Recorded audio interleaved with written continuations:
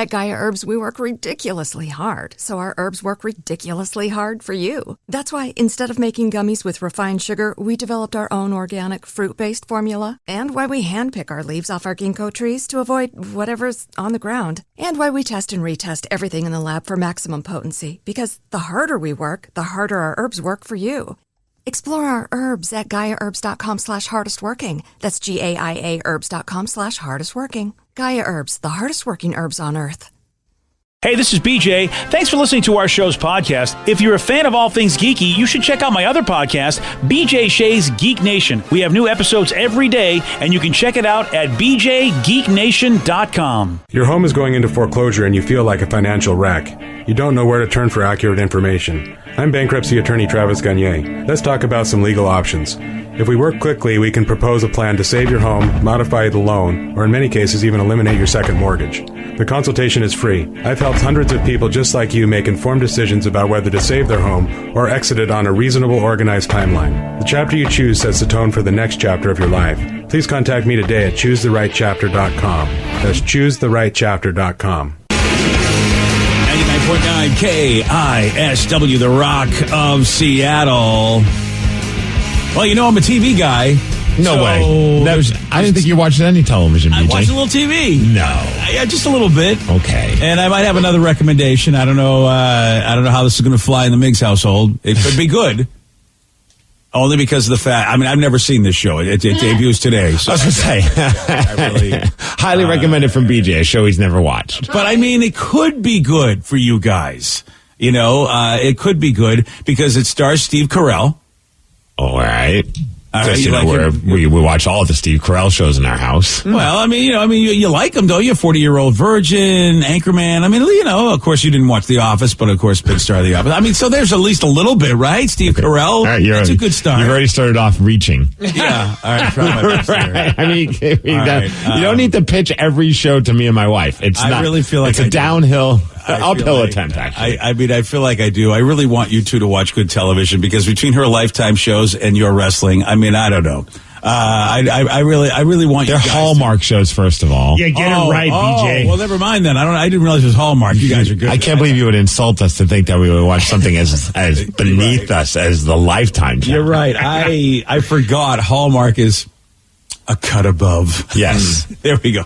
So it's a new show called The Patient, and it's on FX on Hulu, which means the FX network is on cable. So you can get FX on cable, but you can also watch it on Hulu.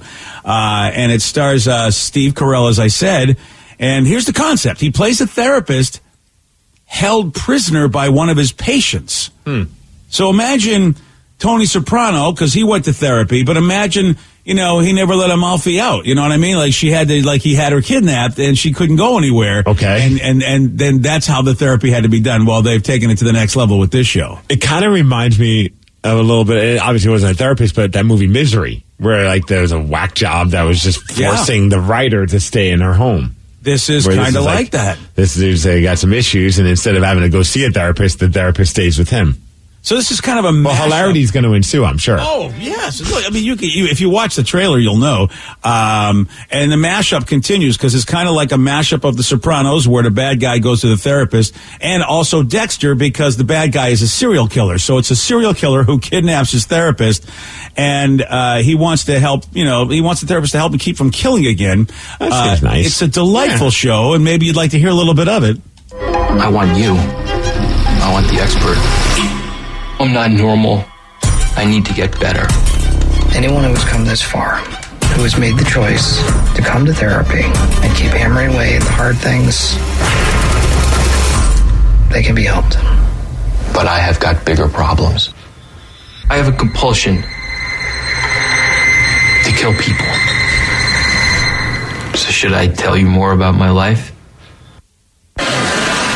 There you go. That's it. Oh, so it's a sitcom. Yeah. It's like The Office. Dude, it's so weird seeing anything with Steve Carell. I know he's done some serious roles before, and obviously this doesn't seem like it's a comedic role.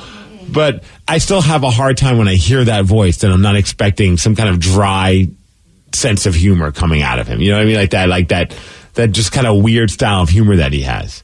Yeah, it is. He's one of the few people that really got to start doing comedy, as far as we know, and has transitioned. And for the most part, when he does do serious stuff, he gets received well. Yeah, I mean, this looks like it's going to be a great show. I mean, the premise is pretty interesting. I'm never going to watch it. I would say 10 out of 10, your wife would never agree to watch this. I don't know. It all depends on like how gory it is. Because she has no issues with like suspenseful movies. Sure. It's just she doesn't want to see like people getting chopped up. I feel like there might be some of that. Oh, all right. Well, maybe there needs to be an app that just tells us. It is on FX though, Vicky. It's not on FXX. So, sometimes they put the harsher shows on FXX. Oh.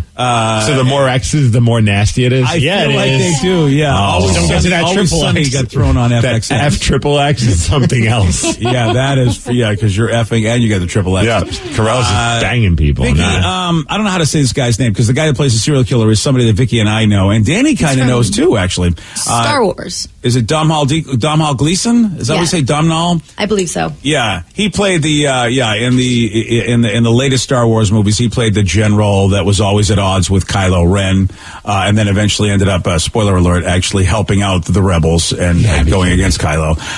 Danny, you may remember him from the Black Mirror episode where the woman basically gets a doll of her husband. Oh, yeah. So that's the same dude that played the guy. How is it that you can remember all these little tidbits of information, so random, but can't remember your own brother's middle name? Right. Well, I think perhaps you'd have to have learned your brother's middle name to know. Oh, dude, no. At some point, you knew your brother's middle name. At the time, don't even learn his middle name. It's his middle name. It's just there. Yeah, I didn't know there was a class you needed to take to get it.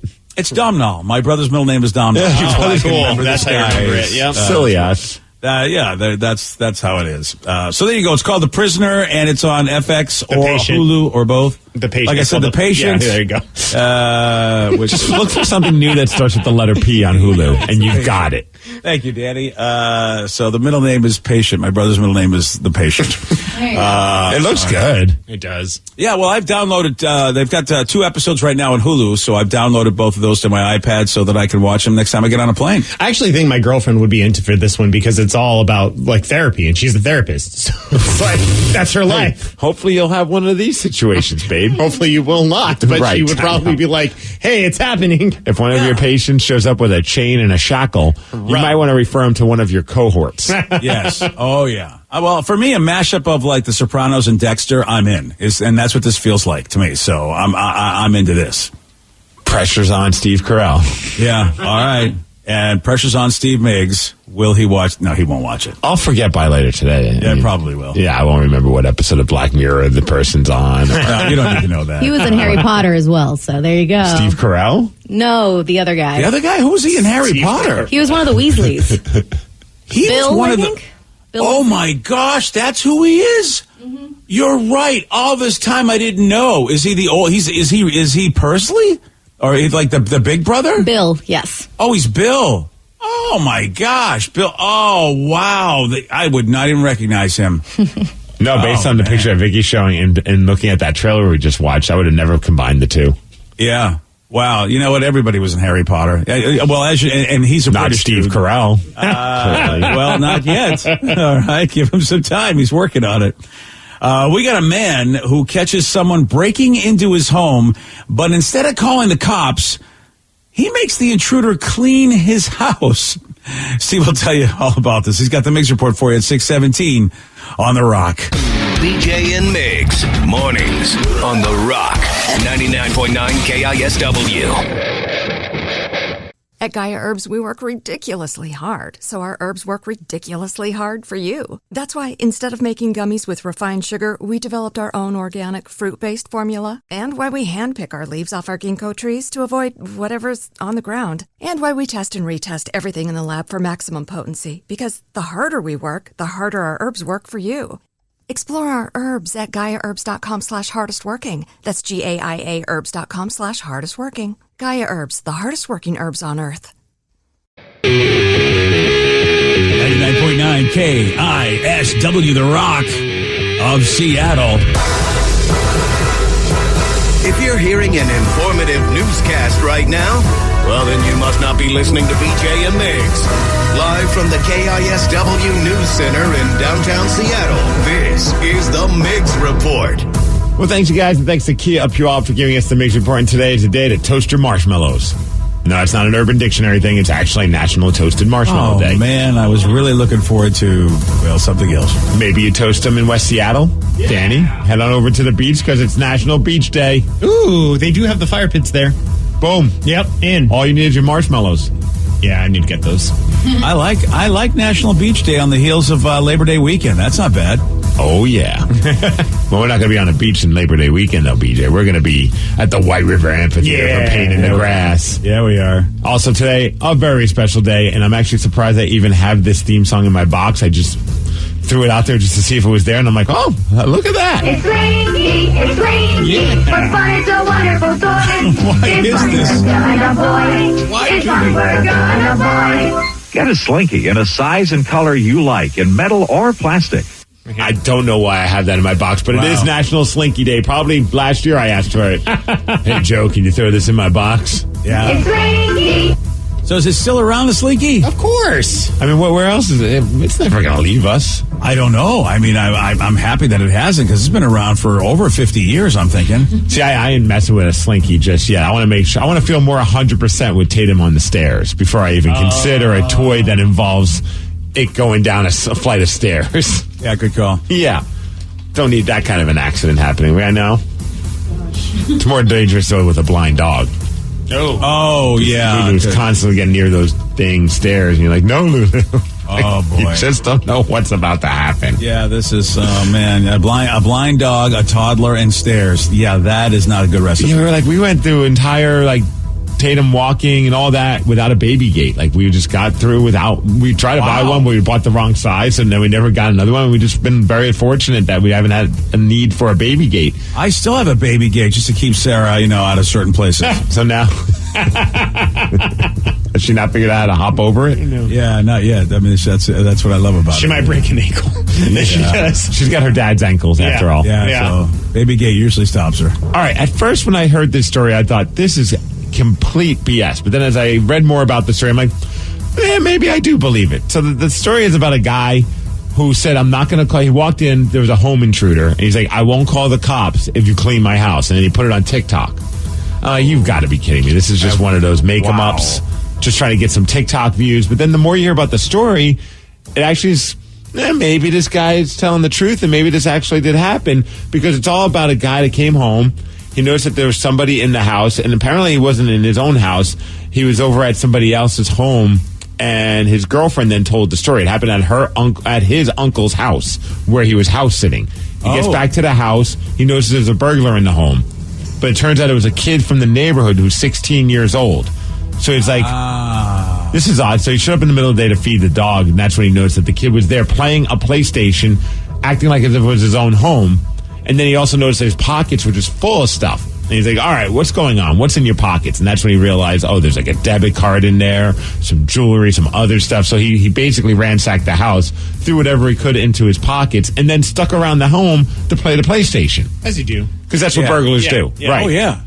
So then he's like, you know what? I'm going to teach you a lesson. As opposed to calling the cops, I'm going to have you clean the house. Because he noticed when he went to the bathroom that there were hairs in the tub, and it was the kid's hair. So the kid also took a shower while he was there.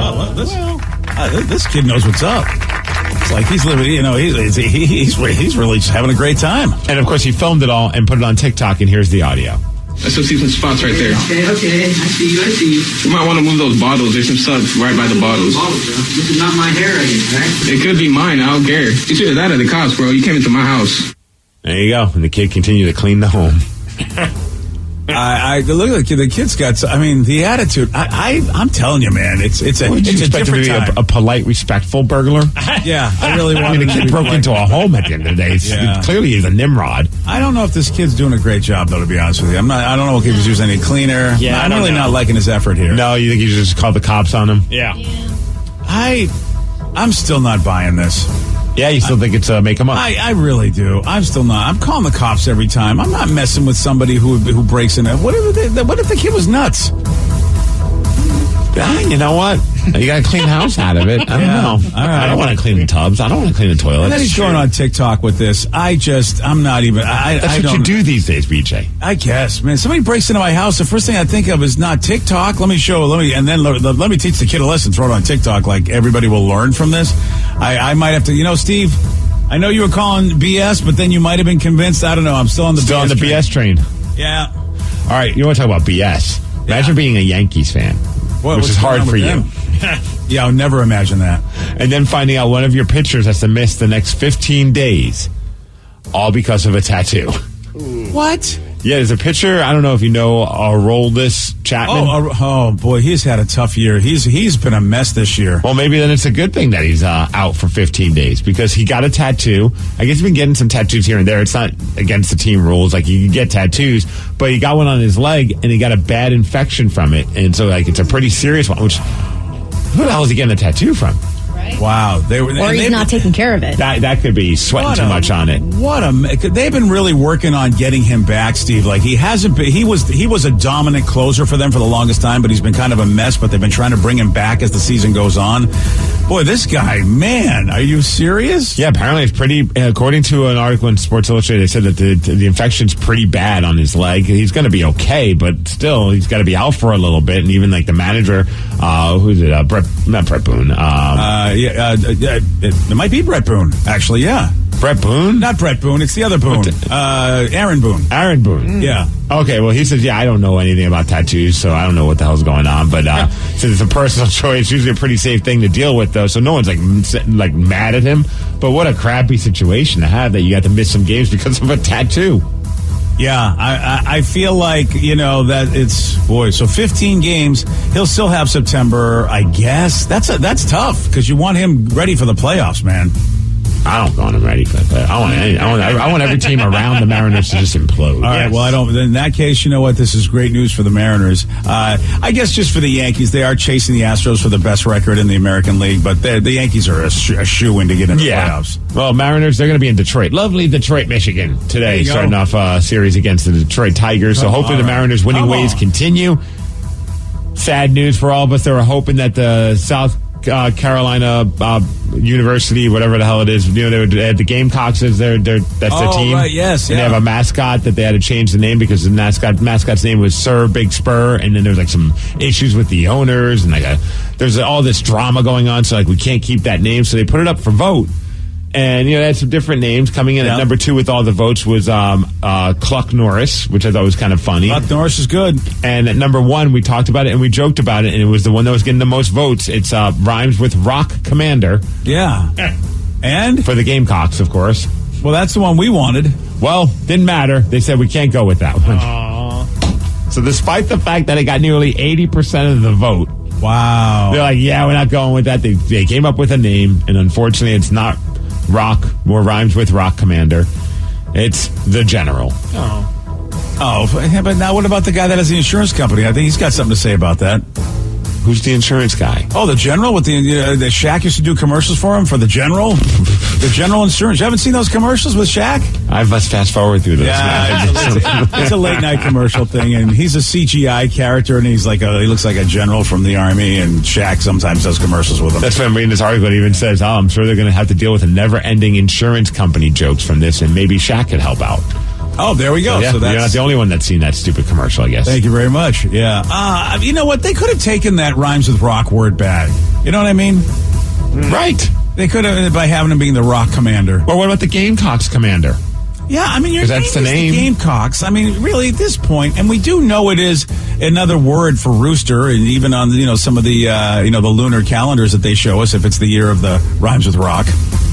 It's funny how you can say it in some ways, you can't say it in other ways. Yeah, we can't say it at all, even though it's really dumb. I don't think we could say it on this show at all, could we? In any way, shape, or form? Not when it's just that one word. Nope. Yeah, even if we were talking about a rooster, which it is a legal way to say that word, I still wouldn't take the chance. But if we say game before it, then we're fine. If we say eyed after it, then we're fine.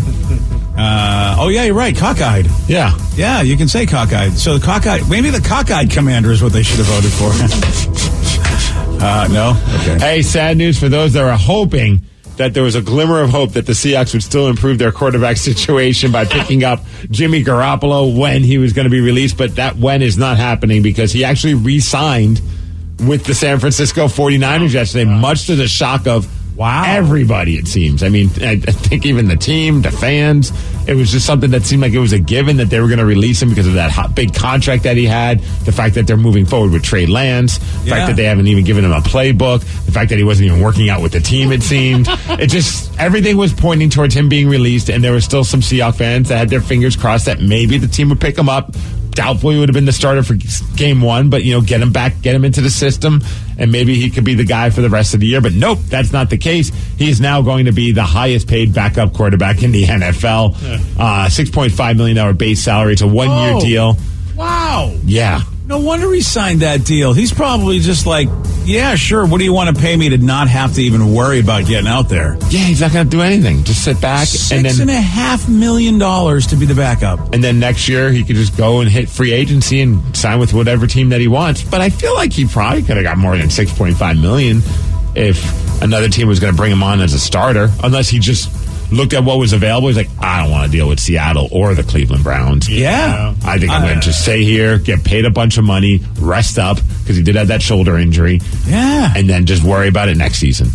Wow. Good for when I him. say that out loud, he actually made the right choice. Yeah. I don't know how, it does. Yeah. What a great, he could probably go and he could Matt Flynn this for quite some time, be the backup for anybody and make that kind of cash. Yeah. Who wouldn't take him as a backup if your system is similar? Because he's a capable quarterback. That if your guy goes down, the team did go to the Super Bowl with him. Yeah, and I chose my words wisely. I didn't say he took them to the Super Bowl, but he was good enough to help them go to the Super Bowl. That's what you need from a backup quarterback. Seriously, until you just need a guy to keep the team together until you get there. Well, thankfully, your boy gets back. We've got two backup quarterbacks in the Seahawks. Yeah, well, see, that's a problem. We need a starting quarterback, Steve. I think we've got the backup quarterback stuff ready. We're situated there. We have two. Oh yes, we just need a starter. Very serviceable backup quarterback. Yeah, I feel like Pete forgot we needed a starter. He's got the backup thing set. Well, old age. Some things you forget from time to time. And he remembers to wear his pants every day. He just forgot that he needed a quarterback. All right, this is oh boy, we're all feeling so good about our season. I'm pumped. Can't wait for that big Monday Night Football game. We're going to win it. Geno Smith versus Russell Wilson. It's going to be amazing. It's a matchup we all wanted. It is. There's going to be a great amount of drama. I just hope Geno can at least, Seahawks by 14. First game. Look at Danny's. Yeah. I still feel like the Seahawks are going to win that game. Yeah, I think so. And yes, I did smoke crack before we started the show today. I'll take bets. I want breakfast. I already owe you breakfast if Geno's starting, unless there's still hope. You never know. He might stub his toe or. All right. Geno always looks confused in press conferences, so you never know. He might forget that he was going to have to play. He's so used to being the backup. He might go to the training facility when the game starts. You don't know. Guys, I'm here. Yeah, we're not playing at the VMAC? What's going on? Oh, no. Come on. He's the leader of our team. We've got this year. That's it. Yes. Who's willing to bet? Danny, you willing to bet? I want breakfast. I got free breakfast from Steve coming. Come on, Danny. Maybe. Come on, Danny. Maybe I'll get closer to Monday. You never make 14 points out Make there. a bet. All right. Seahawks are going to win. I already said it. I bet you that they're going to win. Okay, then Monday night game. All right, Monday night football. Seahawks versus spread, the Broncos. Right? Yep. All right, I'll take that. No, we're spreadless. We're going just win or lose. You should really want me. You should want to spread because I don't care. I'm not making the bet. I already lost the bet to you. I'm winning. If Danny's just going to do this straight up, I'm very excited. Yep. I don't make any other bets until I pay off a bet. So that's all right. That's an important life lesson I learned once. From nobody, actually. I just made it up right now. Hey, listen, all I know is look, the worst that happens is I got to buy breakfast, and I'm a very happy Seahawks fan. That's the worst that can happen for me. Yeah. Hey, so said they think it's going to be 40-6 Broncos Seahawks. Jeez. Whoa, that's... Dude. I hope our defense is better than that. That's what I'm... Well, as long as they don't have to tackle anybody, we should be good. Yeah, that's a good point. Really, in football, you don't have to tackle much, do you? Yes. Yeah. Shut up, Russ. Oh, yeah, don't talk anymore, Russ. Oh, boy. Mitch Levy is really, when we talk to Mitch Unfiltered, we're really going to see how crazy the bet is. Hey, Seattle. Go after yourself, Russ. Yeah. Oh, boy. I'm going to see y'all in the morning. Yeah, this is going to be a... Hey, today, we're going to hit a high of 87 degrees. It's going to be heat sunny. Advisory. Thanks to WWE SmackDown at Climate Pledge Arena happening on September 9th for giving us the Migs Report, and that's what's up. Yesterday, Steve did get this one wrong. An affogato is a gelato topped with what? Avocado. No. What was the question? Affogato is a gelato topped with what? Affa. Affa? No. Yeah. Apple. No. Pass. Also, I don't know if you realize this, but also the favorite dessert of Mr. Roboto. So you ought to check that out. Domo affogato, Mr. Roboto. Thank you very much. All right, well, there you go. You know what? That's all we got for you, kids. That's the big show today. We were looking for espresso, actually. You want a shot at beating Steve? You got it. 206-421-ROCK. We're playing Beat Migs at 647 on the Rock. Today's podcast was brought to you by Travis Gagne, bankruptcy attorney. He's here right now and has agreed to answer more of your questions about bankruptcy. What's the difference between filing for bankruptcy and credit counseling? Credit counseling is a useful process in some circumstances, but it does show up on your credit. In fact, from a credit scoring standpoint, credit counseling shows up just like a bankruptcy, so it's going to affect your credit as negatively as filing bankruptcy. In credit counseling, the idea is that a credit counselor works with your creditors on your behalf to try to lower interest rates or work out payment plans with your creditors to pay back your debt over time. In credit counseling, you almost always pay back 100% of the debt, sometimes at lower interest. And of course, some creditors will participate in that process and some won't. So you're usually left with kind of a mixed result with credit counseling and, of course, a high payment. Thanks, Travis. If you have more questions about bankruptcy, you can reach out to Travis anytime at ChooseTheRightChapter.com. That's ChooseTheRightChapter.com. Thanks for listening.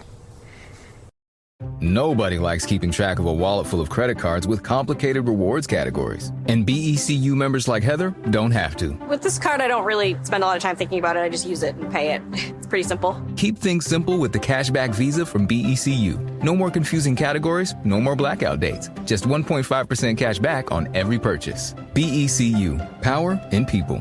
Member compensated for participation. Cash advances and cash-like transactions do not qualify as purchases. Contact BECU at 800-233-2328 for current product and rate information.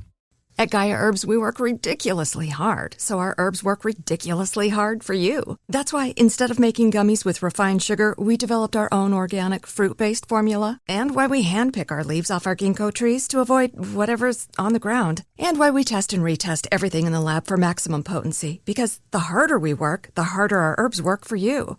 Explore our herbs at GaiaHerbs.com/hardestworking. That's GAIA herbs.com/hardestworking. Gaia Herbs, the hardest working herbs on earth.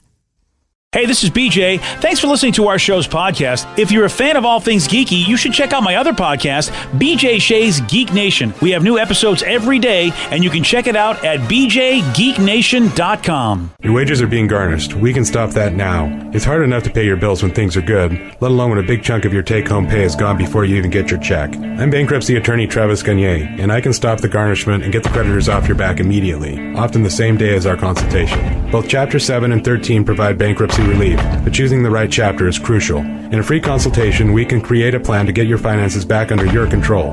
The chapter you choose sets the tone for the next chapter of your life. Please contact me today at ChooseTheRightChapter.com. That's ChooseTheRightChapter.com. 99.9 KISW, the Rock of Seattle.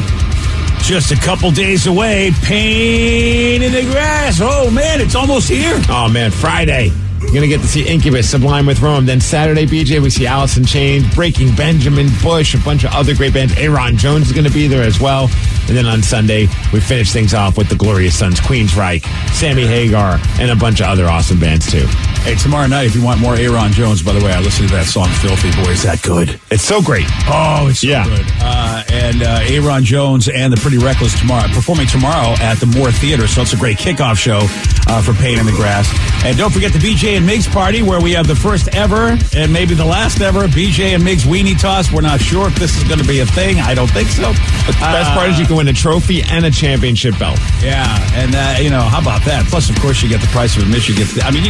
You want information about how you can get in for all this on Pain in the Grass? Just go to KISW.com. Let's play Beat Migs. It's time to play the game. So everybody scream his name. Beat Migs. Don't be a loser. Whoa. Beat Migs. You're a loser.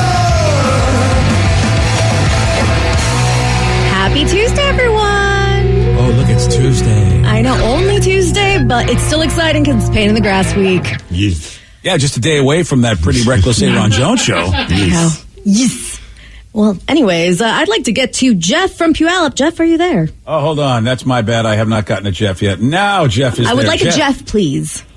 Now you've gotten to Jeff. Okay, awesome.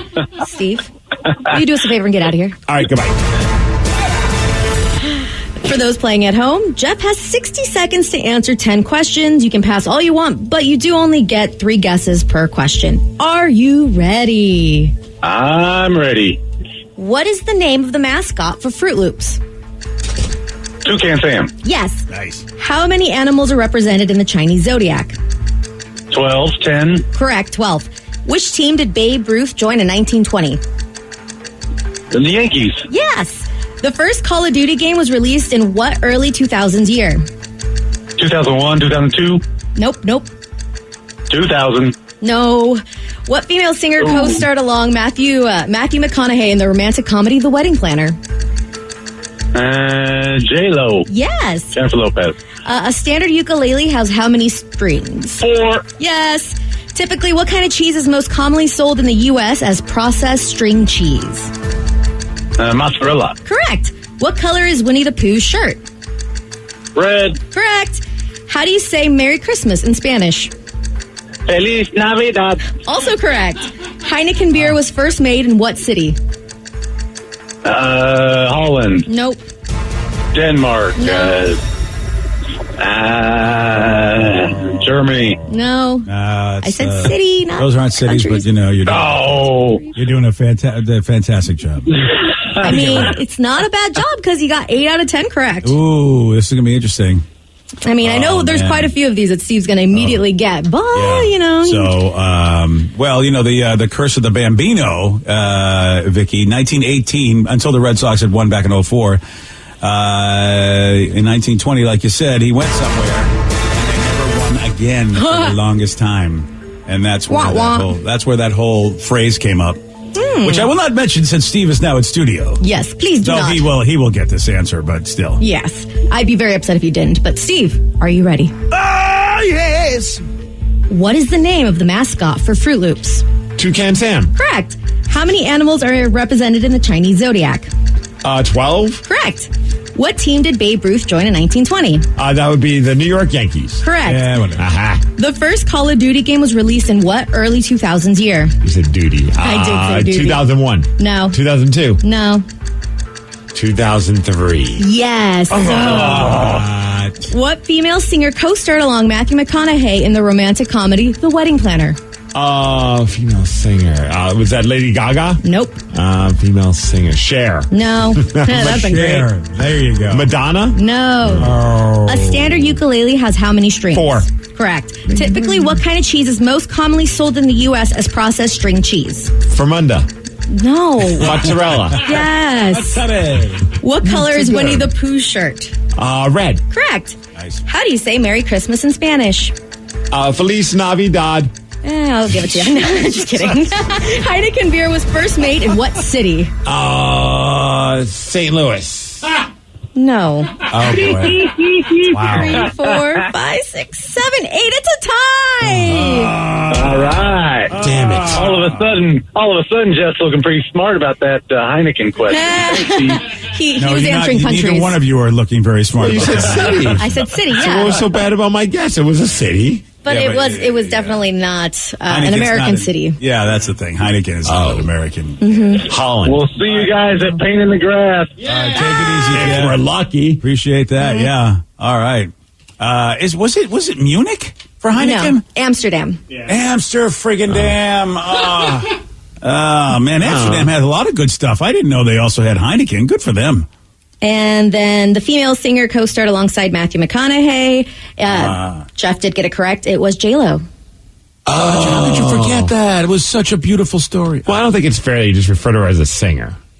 She is. She's also an actress. But if I say actress, you're definitely not going to get it. I mean, wasn't she a singer before an actress? No, I know. She's both. Oh, she was. She's everything, man. She's a dancer. Yeah, but I think she's she a was- singer and she's an actress. Ooh, Put was some she a respect dancer on that before name. a singer? Then I wonder what she did first. I always Dancer. knew her as a.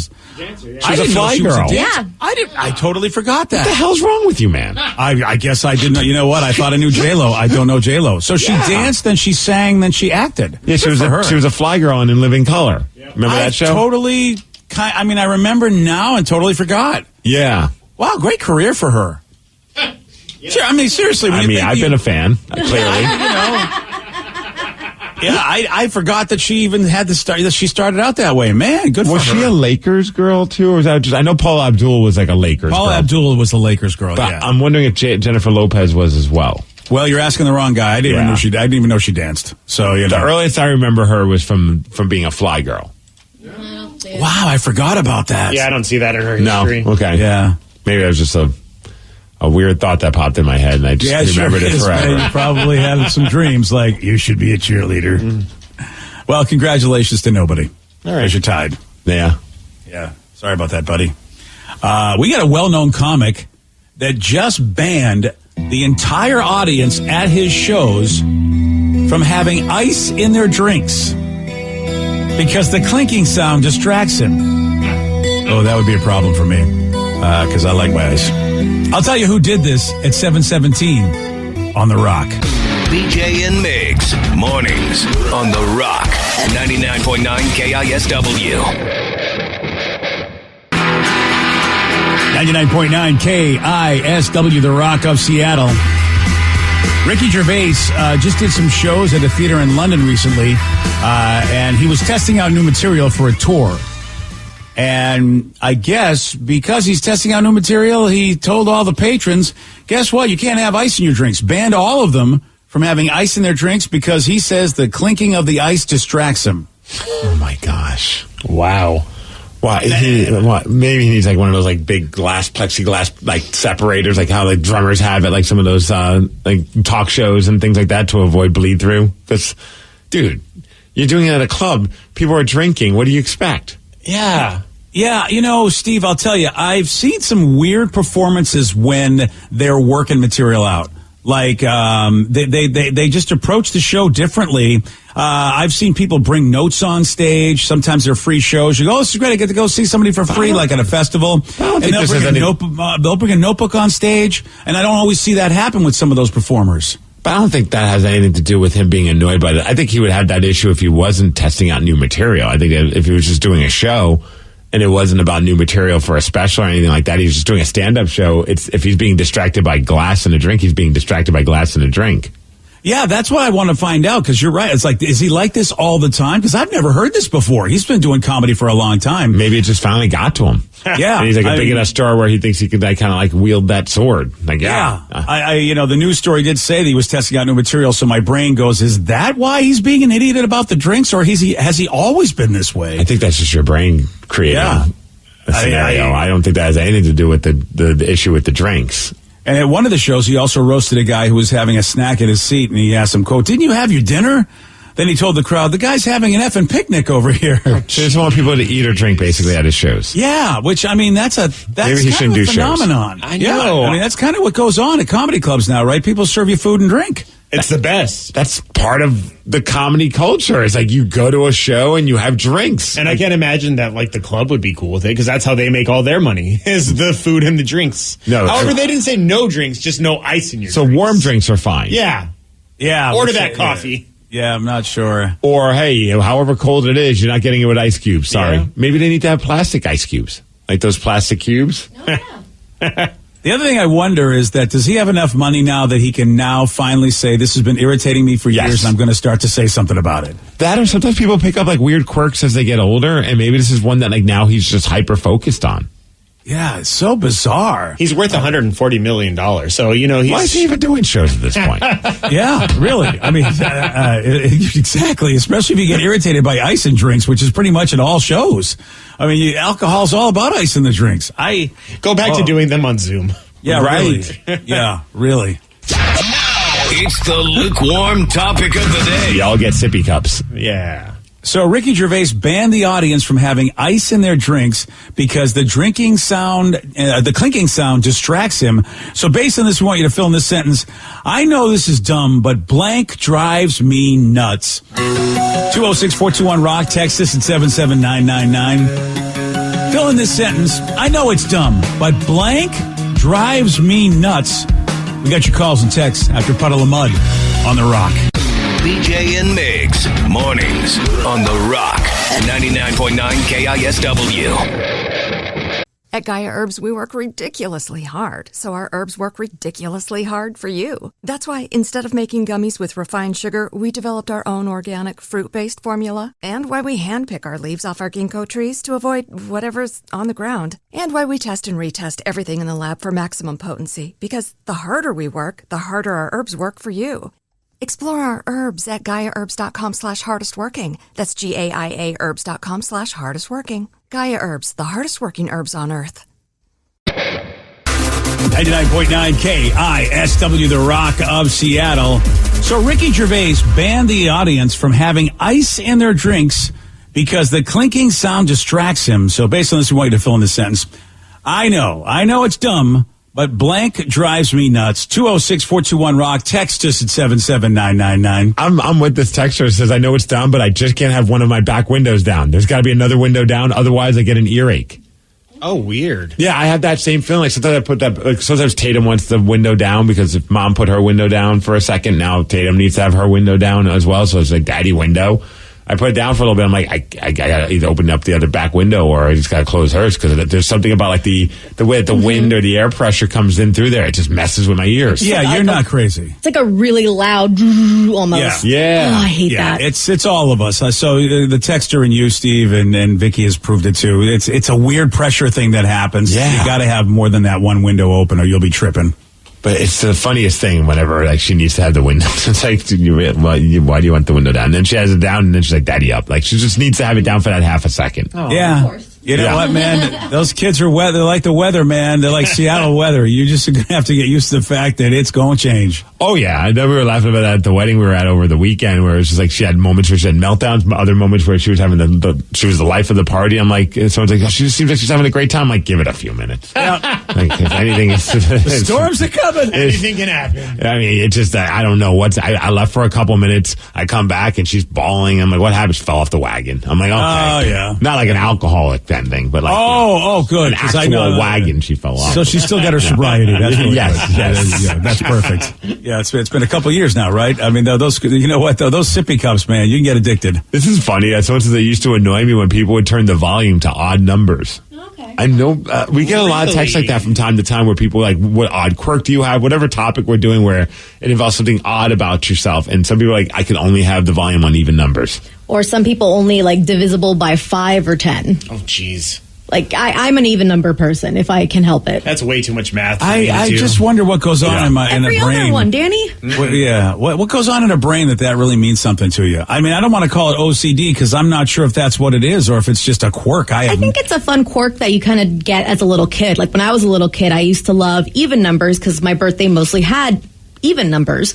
So even numbers were always good numbers and odd numbers in my head were bad. Also, because if you're sharing, you can't have an odd number of things if you're trying to share. Your birthday had mostly even numbers. I don't even know what that means. 828. Like 8 and 28. Like they're all even numbers. Oh, so your birthday did have even numbers. Mm-hmm. I see what you mean. And then, but 1989, not so much. You. Oh, all righty. Yeah. But well, that's I'm looking at Steve's face. Yeah. Steve's ready to call the police. Danny and I look at each other like, what are we in? What are we? Like I'm saying, what's happening right now? We learn these things as little kids, and we grow up and still hold on to some of them for no reason. I'm not sure that's like what people do. All right, but you guys are all freaking normal. Yeah, very normal. Yeah. I'm the most normal person here. Yeah, Mr. Gets his fingernails and puts them in Tic Tac containers. That was when I was a child. I'm saying I got this as a child. But you still do it. You know what, Steve? We don't. In my head, I'm not collecting anything. No, if you're not still doing that. Oh, okay. Okay, all right, that's Dexter. why I've never invited anyone over. Yeah, it's just a fingernail house. Hordes. Yeah, I like how Steve goes, I did that when I was a kid. Yeah. As far as I grew up, I matured. I don't keep my fingernails anymore. They go in the garbage. What else do you keep? Did you move to bigger body parts? I'm a little worried there, pal. I really yes. All right. Okay. I just cut off the fingers and the toes of other humans. Okay, well, you know what? You wouldn't be the first person to do something weird like that. You know, you went from Vicky to Green River Killer pretty quickly on that one. Apparently, the whole window thing it's called buffering. Oh. So it says really bad if you have a sunroof open and one back window down. Another person says, yeah, guys, it's called buffering. It's covered in your owner's manual. Oh, who's reading the owner's manual? I've never once looked at my owner's manual. I want to look at it to find out, like, if I have to replace something. I'm like, let me figure out how to do this, I guess. Buffering is the thing I only know when the little wheel goes around, you know, and it just makes me wait for my show. I didn't know that was a whole thing in cars. That's apparently a thing that it's covered in your owner's manual, BJ. Yeah, like you said, who is reading that thing? According to the internet, it's not buffering, it's buffeting. Buffeting. Maybe everybody's auto-correcting. Yeah. Because everyone's calling it buffering on our texts, and we've had multiple texts about it. So basically, it's like Jimmy Buffett created this somehow when he was, riding in a car, and they calling it buffeting. I like it. Remember, there's wind buffering when it happens when only one window is open. Okay. But Vicky says it's buffeting, and you have to have an even number of windows open, or Vicky can't ride in the car. Exactly. And you have to collect tournnails. Yes, you according do. to Steve. Yes. And you have to collect them in the glove box. You have to do that. Okay. Yum. This is very disturbing. What we want to know is, we want you to fill in the sentence. I know it's dumb, but blank drives me nuts. 206-421-ROCK. Text us at 77999. Well, BJ, see your daughter's in the room and she has something to say. Oh, Sarah. Oh, well, that is just delightful. Yeah, so I'm very curious to see what drives her nuts, because I'm sure she has nothing that really bothers her. No, not at all. She's a normal child. Nothing about even and odd numbers, so I feel like I did raise her right. All right, Sarah. Oh, yeah, nothing bothers me at all. Totally. The thing that drives me crazy, it's in the car as well, is when it's not raining and someone has their windshield wipers on, or it's only drizzling and the windshield wipers are going crazy, or they're on way too high or way too fast. I hate it so much. Dude, you're just like my wife is that way. Like if it stopped raining and my windshield wiper is still going, she's like, it's not raining anymore. Yeah, immediately. And I'm like, okay. And part of it, for me at least, it's the sound. Like the sound when it's dry and it tries to scrape, and that's when it's just like, okay, please turn it off. Even just the motion of it.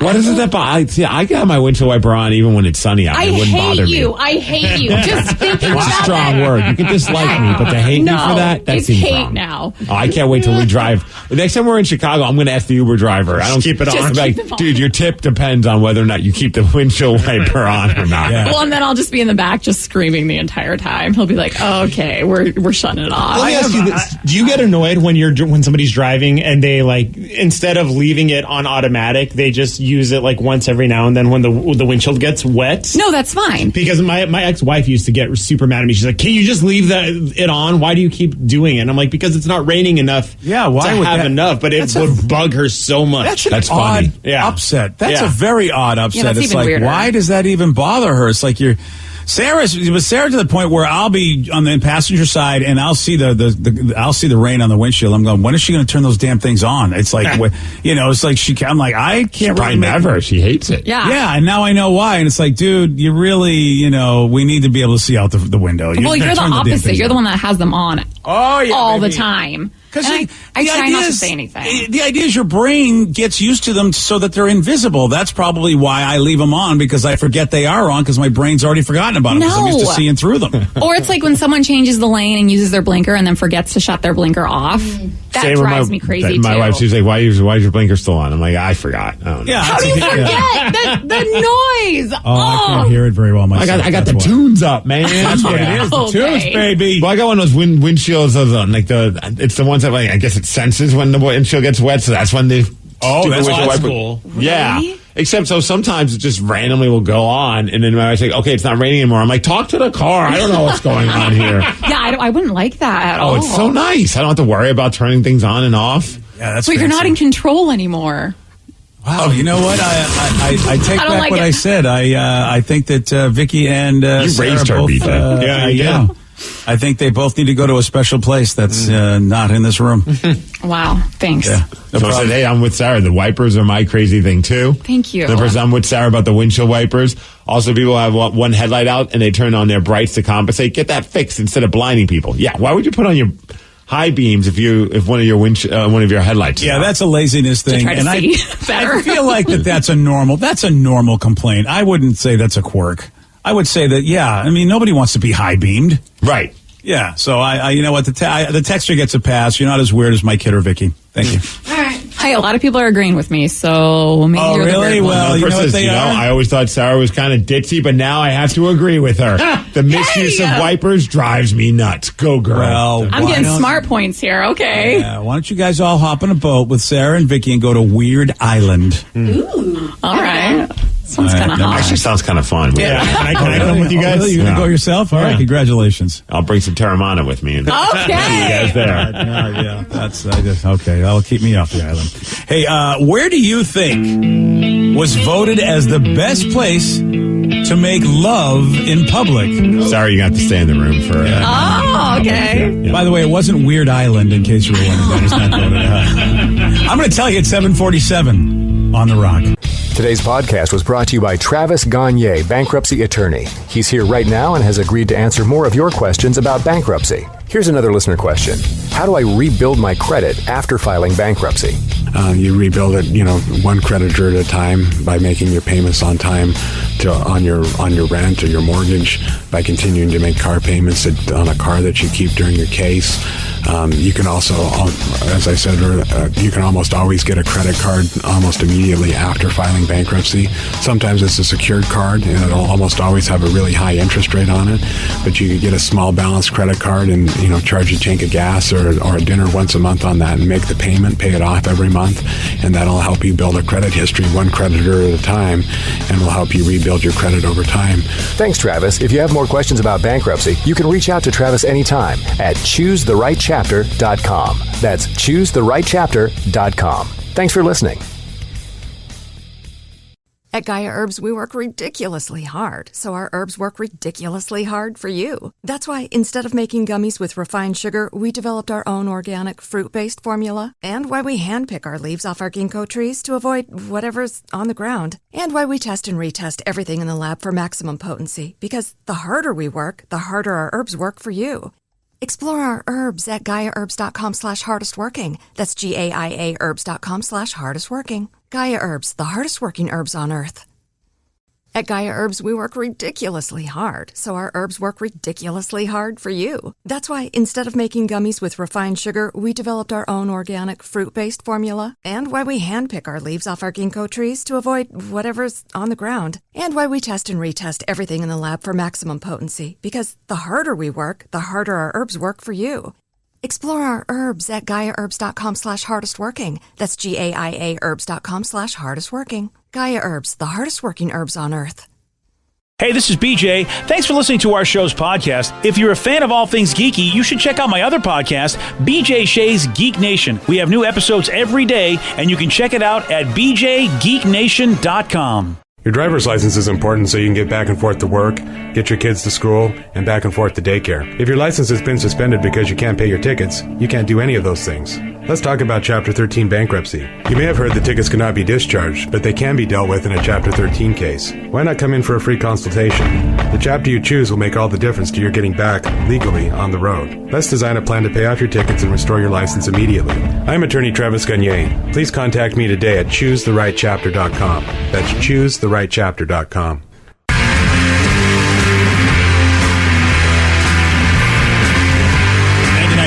KISW, the Rock of Seattle. The adult toy site, Adam and Eve, asked people to name the best spots for public sex, because that's what we're all looking for, aren't we? All right. When does the age for that supposedly stop? I think the day that you go in the ground. Or you're cremated. I think as long as you're able to still make love wherever you want. Yeah. Hold on, Mr. Big Talker. Yes. Hold the phone. What's are up? you then alleging that at some point, I don't know, in the last few years, that's happened for Mr. Steve Migs? Oh, no, absolutely not. Okay, good. But I'm not a public sex. I mean, I have no issues with public sex, but that's not like a thing I need in my life. Like, I'm not. I think the average people are like you, because I'm the same way. I feel like there's an age where you go, yeah, I don't need this anymore. I mean, the average person. Well, it never was really an age thing. I mean, I think if you're someone in your 60s and that's something that you enjoy doing, as long as you're not like find the creative way so you're not getting busted, obviously. Yeah, but it's just not your thing. So it's never been your thing, regardless it was of what my age thing. you were. I did it. I mean, I used to do it, but eventually I got to an age where I'm like, yeah, I don't know if that's. For me, it wasn't an age thing. It's just like I'd rather just do it in the house. Yeah, because I want to take a nap as soon as it's over. So it's like. Can't really do that at the baseball game or in a pub. So is everybody at least one time? Is that a fair question? Oh yeah. Well, yeah, I mean, when times are tough when you're a kid and you don't have a lot of places to go. That's what I mean. Yeah, public places made more sense when you were younger. Either you had roommates or you had parents or something going on where you're like, I got to find somewhere to do it, and we can't do it at our house. That's my point. I believe that there are two types of people. The one that you just described, Steve. Like, look, I can't do it at my house because I'm too young. And then people who, they do love to do it in public. I think the average person's more like you and I, where it's like, look, I just had nowhere to go, and so I'm not going to turn it down when I was a certain age. But now it's like, I don't know. But I mean, parking lot at a Safeway, whatever. Yeah. Well, I mean, I would poor Safeway. Yeah. Anytime I see a car parked very far from the front door, I'm like, who's banging there? Oh, for sure. In the back area where deliveries go at night. Yeah. Oh, yeah. See, I'd be a little more nervous because then there's some action going on back there. I'm glad besides what's inside the car. Right. I'm glad that I'm not the only one that thinks that. Anytime, because we come to work so early in the morning that there's a lot of times that there's just abandoned parking lots, but there's that one car that's parked far, and it's like, all right, what's happening in there? Yeah. You kind of want to drive by it just to get a peek. Yeah. But then if like you peek and it's like something more like illicit, like where it's like some type of drug thing or like a money, like I don't want to. I don't want to be chased down. Like I just want to see if you guys are like making it. If the van's rocking kind of a thing. I want to see if it's rocking. Yeah. Oh, yeah. Someone did say, does a parked car count? Yeah. Of course. That's number one, by the way. Unless it's in your garage. Yeah. Well, I think they thought maybe driving, like doing it while driving. I love that. If you've got the kind of relationship that you're into your garage, you can't wait to get out of your parked car. Good for you people. Right. You have the bed right up there. I mean, you can just go right in the house, and you know what? We can't wait. That's how much in love we are with each other. Like, not judging, but I don't count that as public sex because you're in your house. Yeah. Yeah, I mean, it's not, but a parked car is the number one thing on this Adam and Eve top 10 list. It got almost twice as many votes as any other spot for public sex. Someone said I can't do it at the house because my wife is there. You know what? He makes a strong point. What a buzzkill she is. Yeah, when you have sex with randos. I mean, really. All right, so that's number one in a parked car. Anybody have a favorite spot that might be on this list? The Space Needle. The Space Needle. Yeah, number two, right? Andy, how did you know? What about like a popular landmark? Because obviously, you know what? It's not on the list, but I see no reason why that shouldn't be. But if it's a popular landmark, how do you get away with it? Well, that's the excitement of it, like the Space Needle, or like Empire State Building, or I don't know. I feel like, man, sneak in the bathroom, you get it done, Yeah. get out. I'm kind of like anywhere with a public bathroom. Yeah, well, anywhere with public bathroom. That's You're number good to 6 go. on the list. A public bathroom. Yeah, you can get away with a lot in a public bathroom. You can do it usually. everywhere if there's a bathroom. Okay, of course. Well, am I talking to my daughter about this? I don't want to. Everywhere. Public bathrooms, though, it's such a crapshoot. Hey, because you just don't know how nasty that bathroom's going to be until you get in there. And if you're in the mood, obviously, when in Rome, you got to make it happen. But man, what if you walk in there and it's just a destroyed bathroom? Yeah, you don't want to do that. That's an instant mood killer for me. Yeah, it is. Yeah, maybe go to a different bathroom. Or go make sure you pick places that have nice bathrooms, like a Starbucks. Or something. I will say that. Definitely not a public park bathroom. Those are gnarly. No, not at all. And they don't got stall doors, and everything's made out of like metal, and it's cold. By the way, Steve, you don't need a public park bathroom because number 3 on the list is just the public park. Oh, like on a bench, Probably the bushes or something. or the splash zone, or if it's late. Sure, the splash zone. I mean, the spray park. Again, phrasing. If it's late at night, you could do it on the soccer field. I've done that before. That's soccer field. kind of romantic. We did it in the goal one time. It was fantastic. Why is it romantic? I don't. You're under the stars. Yeah. You put a blanket out. Thank you, Sarah. It's usually not romantic because I did it at the in the bullpen once, and it was just like I a love rush. that. It was like a mad rush to just hurry up and do it because we wanted to cross it off the list. Please tell me if you're doing it on a soccer field when you get to that moment of like pure joy that you yell "Goal!" And you just, Yeah. otherwise, you're not doing it right. Right, it's true. Yeah. You're not a true soccer fan. Yeah, so... What about movie theater? That was always theater. one. Number 7 on the list. I remember thinking one time, long time ago, being at a movie and it was like there was just nobody in there, and you're like, maybe this is the time. This is gonna be. And then someone showed up and they sat directly behind us. I'm like, well, of all places, like there's zero other people. Like you had to sit right behind us. Of course. Yeah, You that's, idiot. yeah, that's a little... We're trying to have sex here. Yeah, come on. You at least sit in front of us. Wow. What about the beach? I've done it on the beach. Number 4 on the beach. You have. I have. Okay, again. It's not nearly as romantic or amazing as you think it. There's sand everywhere. That's the part, and it's got to be warm. I would imagine, so you're sweaty and sandy. Yes, yeah. And God forbid there's like wind going on because sand gets everywhere in your eyes, everything. No, not romantic at all. The view's nice, though. For all parties. Oh, yeah. Oh, I get it. All right. Okay. Again, these are not the convos I would like. Or with you my can daughter. sneak up on top on like the lifeguard stand part. Like, you know what I mean? Like those. That like, little chair. Yeah. But you got to be like flexible to be able to do all that. Yeah. And also, God forbid, if it gets a little too rocking, that it tips over. Oh, yeah. You don't need I could that. just imagine trying to have J-Rubs get up there with me, like the disaster that would become. Yeah, it's like, okay, wait, I need to be an acrobat, Steve, as well. All right, we're scaling things now. A couple people mentioned the troll. One said, "How about the troll at night?" Another person says, "I did it once on the troll." Oh my god! Oh, well, that is a landmark, and of course, I don't think the troll would be on this list since it was put together by a national website, but. That seems a little weird. I mean, but it's a very secluded area down there. If the troll could write a book, I bet it had stories. It has better than the gum wall if you're picking that. Oh, but then again, you know, I mean, if you want to keep everything not moving, at least you'll have fresh breath. That's not what I want. Will you though? The gum wall or the troll wasn't on this list. I think again, these are public places that Adam and Eve said are the best spots for public sex. On a ferry. Ooh. On a ferry. Or just a boat. Ooh. Well, I'm on a boat. Not on a ferry, but, you know, transportation is part of this. Oh, ferries are public transportation. Well, I know what I'm giving you hints. I'm saying it's not a ferry, but public transportation is on the list. Really? A bus? Listen, you see a lot of stuff on a bus, and yes, we do see people with themselves on a bus sometimes. We see that. So that's not the answer. That doesn't count. Okay, I got worried. I was like, that's why I said it. More than one person involved. A train? In an Uber.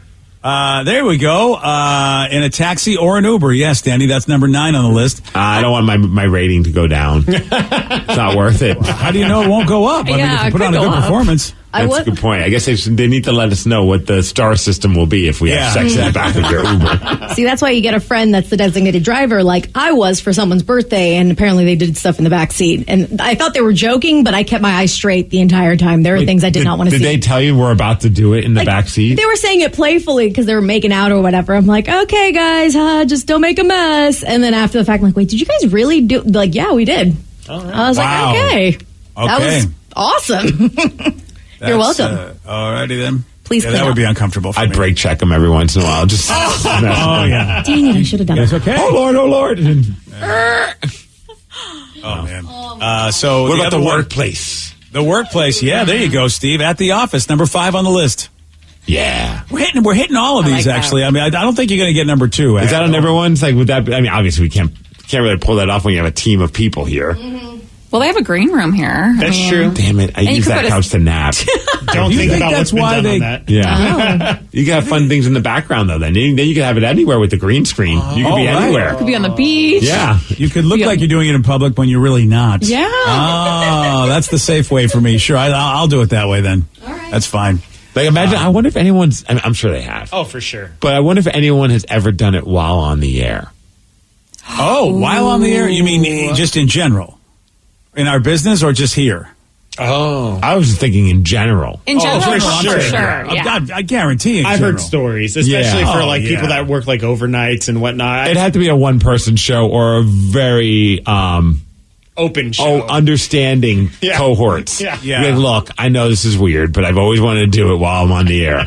Can you guys just put on some blindfolds? Yeah, that's not going to be me. No, I'm not going to. No. What if it was on their bucket list? Like, you could help them accomplish It's something. the night person. It's always whoever does nights, like, that Venus flytrap. I don't know why I'm making a WKRP reference, but it's that real cool dude that's like, and he's probably, while on air, he's talking into his microphone and somebody else might be talking into the microphone at the same time. What if it was your wife's, like, one thing? She was just like, you know what? We need to do it while you're on air one day. That's my wife's one thing? Yeah. What am I going to do with you people? Well, maybe you talk to Cass and be like, hey, can I always wanted to just do a random weekend shift on the radio. Can I just do my really? own? Yeah. Just like, Okay. on a random Saturday morning, can I come in? Can we make sure no one else is here?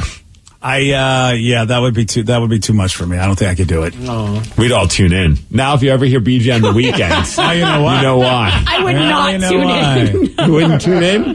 Yeah. No, I'll let them have this. Yeah, They can have thank this you, to themselves. daughter. And Steve, why would you ask my daughter to tune in while my wife and I are doing it? Like, Ryan, here's some of the songs I want to play. It's 9 Inch Nails Closer. Yeah, that's all I got.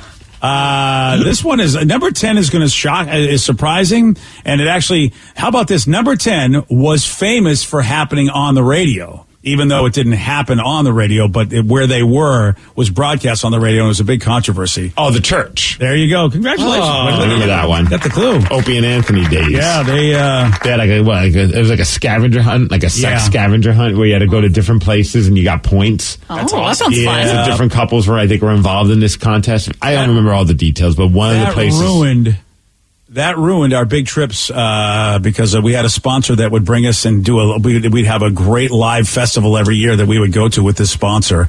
And unfortunately, they decided because of that, they were done with us. They were done with everything. So thank you, Opie and Anthony, for ruining our big trip every year.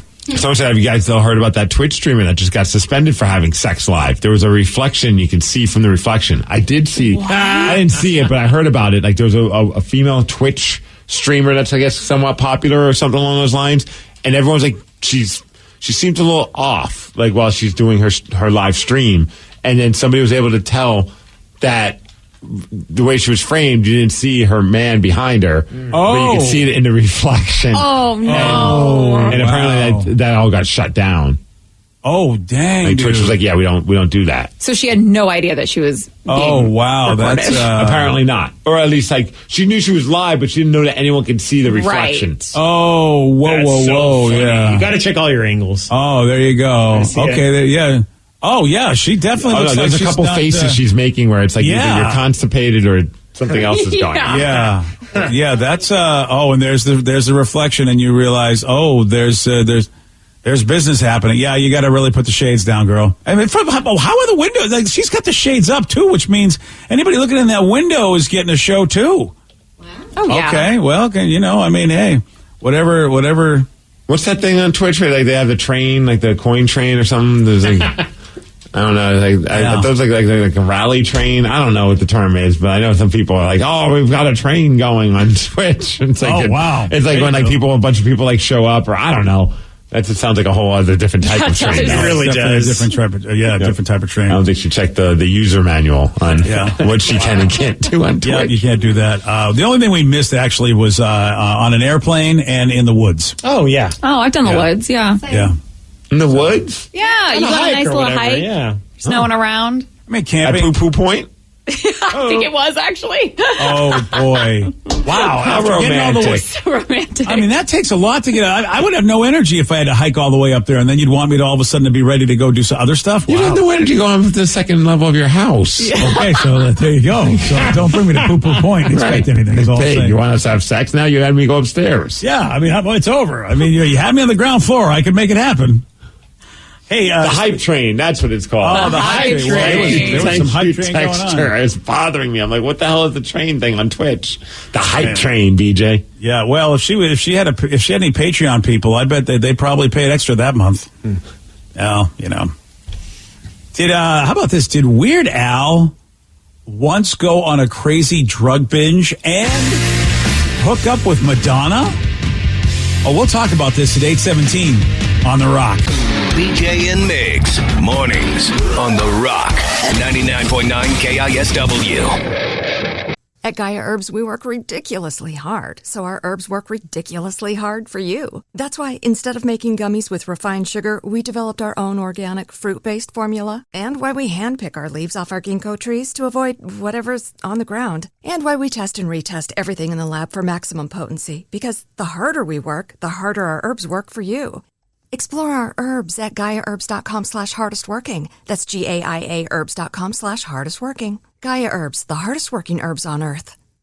99.9 KISW, The Rock of Seattle. Well, the full trailer for Weird Al, or I should say Weird, the Al Yankovic story, did drop yesterday. And the trailer has him binging on drugs, talks about when he hooked up with Madonna. And, you know, I'm like, I don't remember any of these things. Turns out that's because they never really happened. I guess this whole thing is just like his stuff. This film is like his songs, a parody of rock music biopics. And I'm all in for it, dude. I saw the trailer yesterday and I was like, this is the most genius and perfect Weird Al biopic or biopic. What is it? I'm not sure if it's biopic or biopic. I never know which one. One of those, yeah. Yeah. A movie about a dude and stuff. I think this is just pure genius. I'm so excited to see this. I just have to figure out if I can watch this on the Roku. It's a Roku. I'm not sure how you're going to get it done, but good luck to you. I'll figure it out. Yeah, let me know. When you do, let me know how it goes. So here's part of the trailer of this Weird, the Al Yankovic story. Make up new words to a song that already exists.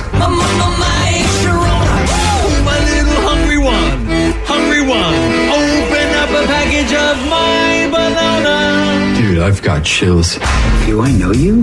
Madonna, I was wondering if you were going to do a parody of my song, Like a Virgin. I'm curious, is that song autobiographical? Yes. Except for the fact that I've had a lot of sex. I think Madonna's a bad influence on you. What? No offense. Okay. He's just crushing booze. It's making it seem like Madonna got him hooked on booze. Oh, man. I wonder if Madonna's in cahoots with all this. Like, as far as, like, did he have to, like, run this by her and be like, hey, you cool with me making you out to be, like, this devil on my shoulder? I have to say that now that I know that this is a parody, I'm very happy that Daniel Radcliffe, Harry Potter's doing it, because it's just so ridiculous, and it's perfect that he's the guy. Yes. And honestly, I don't know if I really want to see, like, a serious movie about Weird Al. I don't think any of us did. No, including Weird Al. I love that he's like, yeah, you want to do a film about me? It's got to be a parody of all these. Because that's what I loved about was the Dewey Cox story, the Walk Hard movie. Oh, that was such a good movie. And it was like a parody about, like, basically Johnny Cash. And it was just so funny and clever. But now we have a movie about a guy who's a legit dude, but he's known for being a goof. So why wouldn't the documentary, or not the documentary, but the movie be a goof about him? All right, it drops on the Roku channel. Now, I have an old school Roku, but we got to figure out how if we actually have to be subscribers. Is it like, Apple TV Plus where you have to actually pay? See, these are the things I need to do the research on, because I agree, man. If I had to pay for it, like, if I had to, I'm not like, sure. I'll go with a free trial thing. Or, Yeah. or I'd pay to actually rent it, obviously, but I'm sure they want to get you sucked into their little world. I just have I just have so many services that I feel like I shouldn't have to pay for anything anymore. How dare they want your money? I mean, that's how I feel. I just feel like, look, I've got HBO, I've got Showtime, I've got Netflix, I've got Hulu, I've got Paramount Plus, I've got Disney Plus. You have all of those. I have all of those. So it's like, I'm like, look, guys, don't I get a pass? Don't I? Well, if you get so many services, plus I have cable, so it's Who's just like giving you the pass? Somebody should. I have because so many services. So because you're buying and spending money on other companies' stuff, they should give you the pass. I should somehow, some way, just get to be, grandfathered in, because all right, this guy's already spending way too much. Going to a TV. restaurant, like, look, I spent $100 on sushi yesterday. Can you just hook me up with a meatball sub? Like, well, what the hell does that do for us? If you are considered an above average customer, then I'd say, yeah, you know what you said. So that's why that's the problem, is that I won't pay for anything because I pay for so much. It's like, no, Roku, I'll wait for somebody to give it to me or somehow. Unless I really wanted to watch this movie. I kind of want to, but not enough to pay for it. Have we figured it out? Well, I'm looking at the RokuChannel.com and it says create a free account. Yeah, because that's what one texter said. It's Yeah. free on your TV. Just add the app to your TV. So maybe they're just trying to get people to add the app. Here's your freebie, BG. Oh, that's or all. BJ. Wow, I'm staying alive, baby. And then it's got to have commercials, right? If it's free. Well, what do you want? Nothing in life is free. No, I'll be happy. I don't know. Actually, that is free. So I'll take that. All right. If all I got to do is download the channel, I'm in. That's what it looks like. So I got my wish, Steve. Look, they heard. You know what? You were thinking it could never come true, but dreams do come true. No, just do it. If only they could hook you up with a meatball sub. Well, listen. That's another person says if you have the Roku device, there's no extra cost for the channel. Okay. All right. Oh, really? All right. Well, I'm willing to give it a shot. We'll see what they, well, even if there's commercials, whatever. I don't care. But they might not do commercials. Maybe this is just their hope of just more people downloading their app. And that's the sell. Yeah, I guess. Don't know how you make money when people just download your app, but okay. But then you watch other shows on there that would have commercials. And they do have premium subscriptions that you can sign up to, apparently. Oh, so what's the premium? Maybe the premium gets you more stuff. I don't know. This is like the little vial of crack that they're giving you. Is Weird Al premium, Danny? Do we know? I feel like that could be a premium movie. I can't tell. Yeah, see, I bet that is. All right. I mean, I'll get the app and then I'll go, sorry. It's like if you add, so let's say you have a Roku, when you get Disney Plus and Netflix, you're paying for the Netflix and Disney Plus. Right. That's what that means by premium. Oh. If you choose to add premium content from those apps. Very confusing. Okay. Why did it have to be Roku? Why couldn't none of the other channels give us Everybody like wants Prime? See, that's the thing. Oh, I got Amazon Prime too. Thanks, Steve. I forgot about that channel. Gosh. Yeah. That's what I'm saying. How many of these people? I mean, Peacock wants my money. Nobody. You give it to them. You don't have to. Yeah, I know. That's what I'm saying. But everybody wants it, so it's like here comes another one. Maybe you should just stop watching TV. Start reading books. Yeah, there you go. Here's what I'm very frustrated by. Remember the days? Remember when it was just Netflix? And Netflix, like everybody went to Netflix. Everybody said, Netflix, you're in the business. We'll give you all of our content. And Netflix paid them for it. They're like, hey, Paramount, give us all your Star Trek stuff and we'll pay you for it. Right. But then all of a sudden they saw Netflix was making money and people go, never mind. We're going to do our own thing. And now this is where we are. I got 400 services. Crazy to think that someone saw Netflix's idea and it was a great idea and it worked, that other people would then decide, I'm going to rip that off and do it as well. Yeah, see, I'm a different kind of being. Bastards. I just like, if I'm in the business of creating content, then I don't want to be the one that distributes it. That's me in my life. We go to, how we go all these radio sessions, Steve, in our seminars, and they all go, here's how you can do your own thing. And it's like, I don't want to do my own thing. I just want to be the monkey dancing on the stage. I don't want to have to be the one distributing what I'm doing. So, that's why I'm like, why can't the rest of the world be like that? Let Netflix do it, and I'll pay Netflix. But no, I got to pay everybody. Yesterday was the 25th anniversary of Netflix. Wow. Doesn't that make you feel old? Yes. Yes, it does. Doesn't feel like they've been around that long, but you forget that they were once the red envelope with the DVD in the mail company. Yeah. They were the Blockbuster in the mail. Yeah. Wow. It's kind of funny to think about. Like, at one point, they were just like, okay, yeah, I guess I'll try this. Well, I don't have to mail me a DVD and I got to mail it back. Like, that was kind of funny to think. That was their way before they then went really full bore into the streaming world. Whoa. 25 years ago, man. Yeah. Wow. Damn. That's another way to make you feel old. DVD by mail. Netflix. And I always thought that was a bizarre. I just never could get into that. I never did it. I never did it either. Yeah, I was a Blockbuster guy for life. And then Blockbuster wasn't for life, so then I had to switch to Netflix. Yeah. I know. I remember people saying, dude, you can just mail it and then you got to mail it back. They'll mail it. And I go, dude, I got a Blockbuster right down the street or a Hollywood Video. What do I'll just go get it there. Wasn't their thing like no late fees though? Something. Like, I feel like you never had late fees with Netflix. I never had a problem with that either. It's like, I'm done with the movie. I felt like I want to get it back so other people can watch it. I don't want to be that guy. Yeah. Netflix basically figured out how to make us lazier as humans. Yeah. Yes. They're like, oh, you know what? You don't have to go to the video store to go get it, to see a movie. We'll just mail it to you. Whoa, I don't have to leave my house. And then it was like, you don't have to go to your mailbox to get a movie. We'll just stream it to you. Yeah. We'll just put it on TV. Right. Well, you don't even have to put on pants anymore. We're Netflix. Yeah, they got me there. I was like, I didn't want to have to mail stuff back and go. I just felt like that's going to be a hassle. But to be able to just stream it, that's when they reeled me in. I was like, okay, you got me, Netflix. That's pretty odd. I just turn on my TV and there it is. That It's a seems game pretty changer. good. Yeah, one person said, yep, it was the no late fees place. Yeah. Yeah, I was, I was always angry going to Blockbuster, and they were like, yeah, we don't have that movie. Everybody got it. Oh, but there was nothing better than when you'd walk in and someone just returned this is how aging us, man. Yes. Fine. But that was like one of the greatest moments ever is when you walked into the Blockbuster, especially if they knew you. And they'd be like, dude, Independence Day was just returned. Give it to me. Let's go. I remember people like waiting out by the bin. little return thing. And Yes.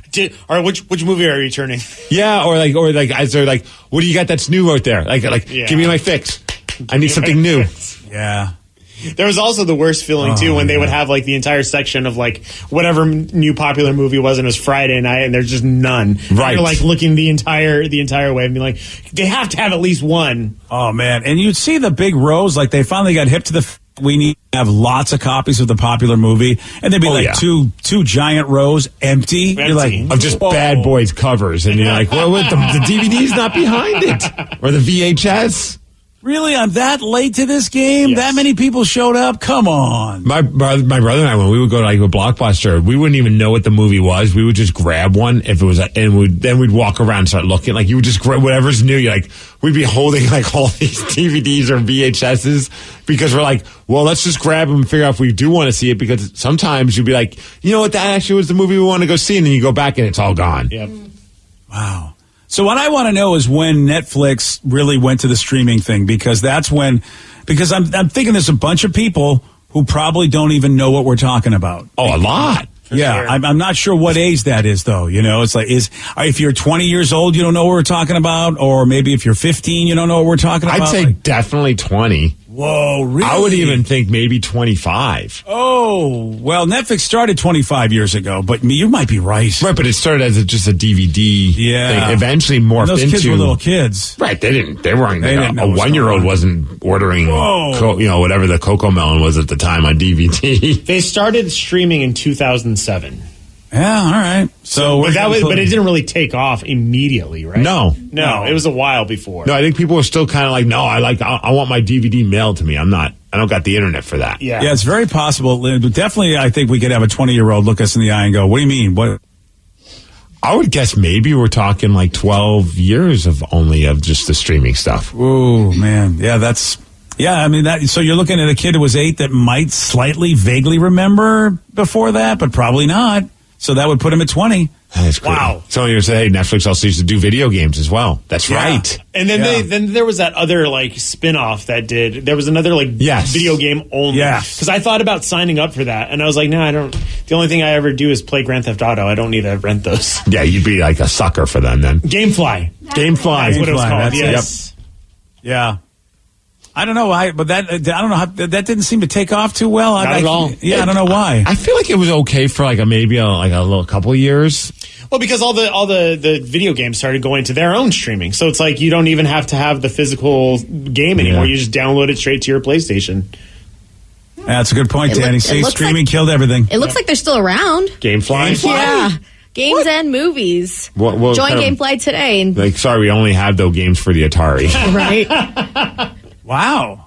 Yeah, it looks like it's the same kind of deal. You swap the games out, like the actual physical one.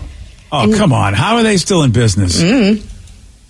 Wow. surprised Okay. them. Well, Maybe they're not, and every once in a while they're like, dude, someone just hit us up. We got to send them something. Yeah. Wow. Yesterday, Steve, he did get this one wrong. What was Alf's girlfriend from Melmac's name? Alice. No. Crap. I don't remember. Oh, no. Nancy. No. Alfie. No. Wow, that is wild. Do you remember now? Rhonda. Oh, yes. He's forever burned in your brain. You want a shot at beating Steve? You got it. 206-421-ROCK. We'll play Beat Migs at 8:47 on The Rock. Today's podcast was brought to you by Travis Gagne, bankruptcy attorney. Here's another question from a listener. How long is a bankruptcy going to affect my credit rating? Of course, most of the time, by the time we're talking about filing a bankruptcy, the credit has already taken a huge hit. Chapter 7 is going to affect it more negatively than Chapter 13. Chapter 7 stays on your credit report for 10 years from the time you file. It usually takes 7 or 8 years for your credit scores to get back into the normal range in a Chapter 7 case. However, your credit will start to recover even in Chapter 7 after about a year. You'll be able to get credit again right away, usually before your case is even over.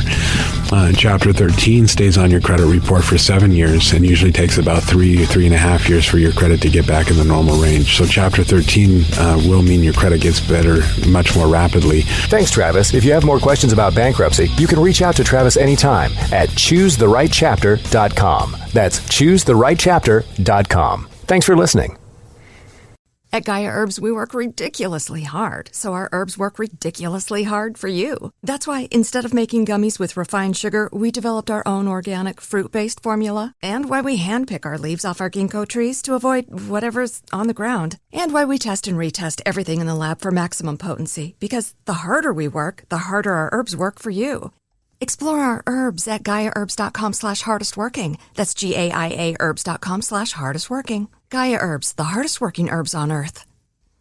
At Gaia Herbs, we work ridiculously hard, so our herbs work ridiculously hard for you. That's why instead of making gummies with refined sugar, we developed our own organic fruit-based formula, and why we handpick our leaves off our ginkgo trees to avoid whatever's on the ground, and why we test and retest everything in the lab for maximum potency, because the harder we work, the harder our herbs work for you. Explore our herbs at GaiaHerbs.com/hardestworking. That's GAIA herbs.com/hardestworking. Gaia Herbs, the hardest working herbs on earth. Hey, this is BJ. Thanks for listening to our show's podcast. If you're a fan of all things geeky, you should check out my other podcast, BJ Shea's Geek Nation. We have new episodes every day, and you can check it out at bjgeeknation.com. Your home is going into foreclosure and you feel like a financial wreck. You don't know where to turn for accurate information. I'm bankruptcy attorney Travis Gagne. Let's talk about some legal options. If we work quickly, we can propose a plan to save your home, modify the loan, or in many cases even eliminate your second mortgage. The consultation is free. I've helped hundreds of people just like you make informed decisions about whether to save their home or exit it on a reasonable, organized timeline. The chapter you choose sets the tone for the next chapter of your life. Please contact me today at choosetherightchapter.com. That's choosetherightchapter.com.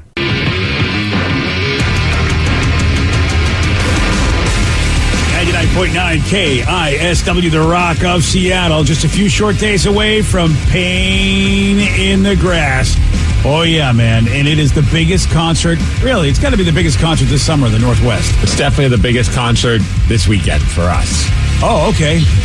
Can't really beat that. Huge. It's going to be a great time. On Friday, we're going to see Incubus. Saturday, Alice in Chains. Sunday, Sammy Hagar, and a ton of other bands. Obviously, you can go check all the details out at KSW.com. But all of us from The Rock are going to be hanging out at White River Amphitheater all weekend long. It's going to be a party. Yeah, man, that first ever BJ and Migs Weenie Toss is happening. You want to get tickets for that, too. Man, lots of stuff going on. Tomorrow, of course, the Moore Theater with the kickoff party with the Pretty Reckless and Aaron Jones. That'll be fun. Oh, man, there's a lot of stuff going on. You want the tickets, you want the info about Pain, you know where to go. KISW.com. Let's play Beat Migs. It's time to play the game. So everybody scream his name. Beat Migs. Don't be a loser. Whoa. Beat Migs. You're a loser. Happy Tuesday, everyone. Happy Tuesday to you.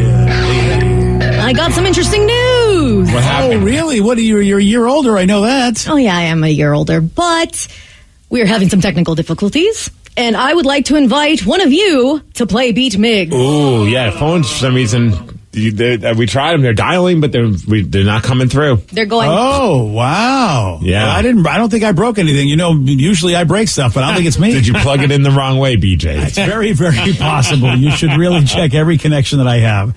Wow. Well, who wants to give it a shot? Who wants to step up? In. Oh, let's go. Candy versus Migs. I'm ready. Let's make I'm it happen. here for it. If there's questions about emo bands in Good Charlotte, I'm screwed. I mean, maybe. We shall see.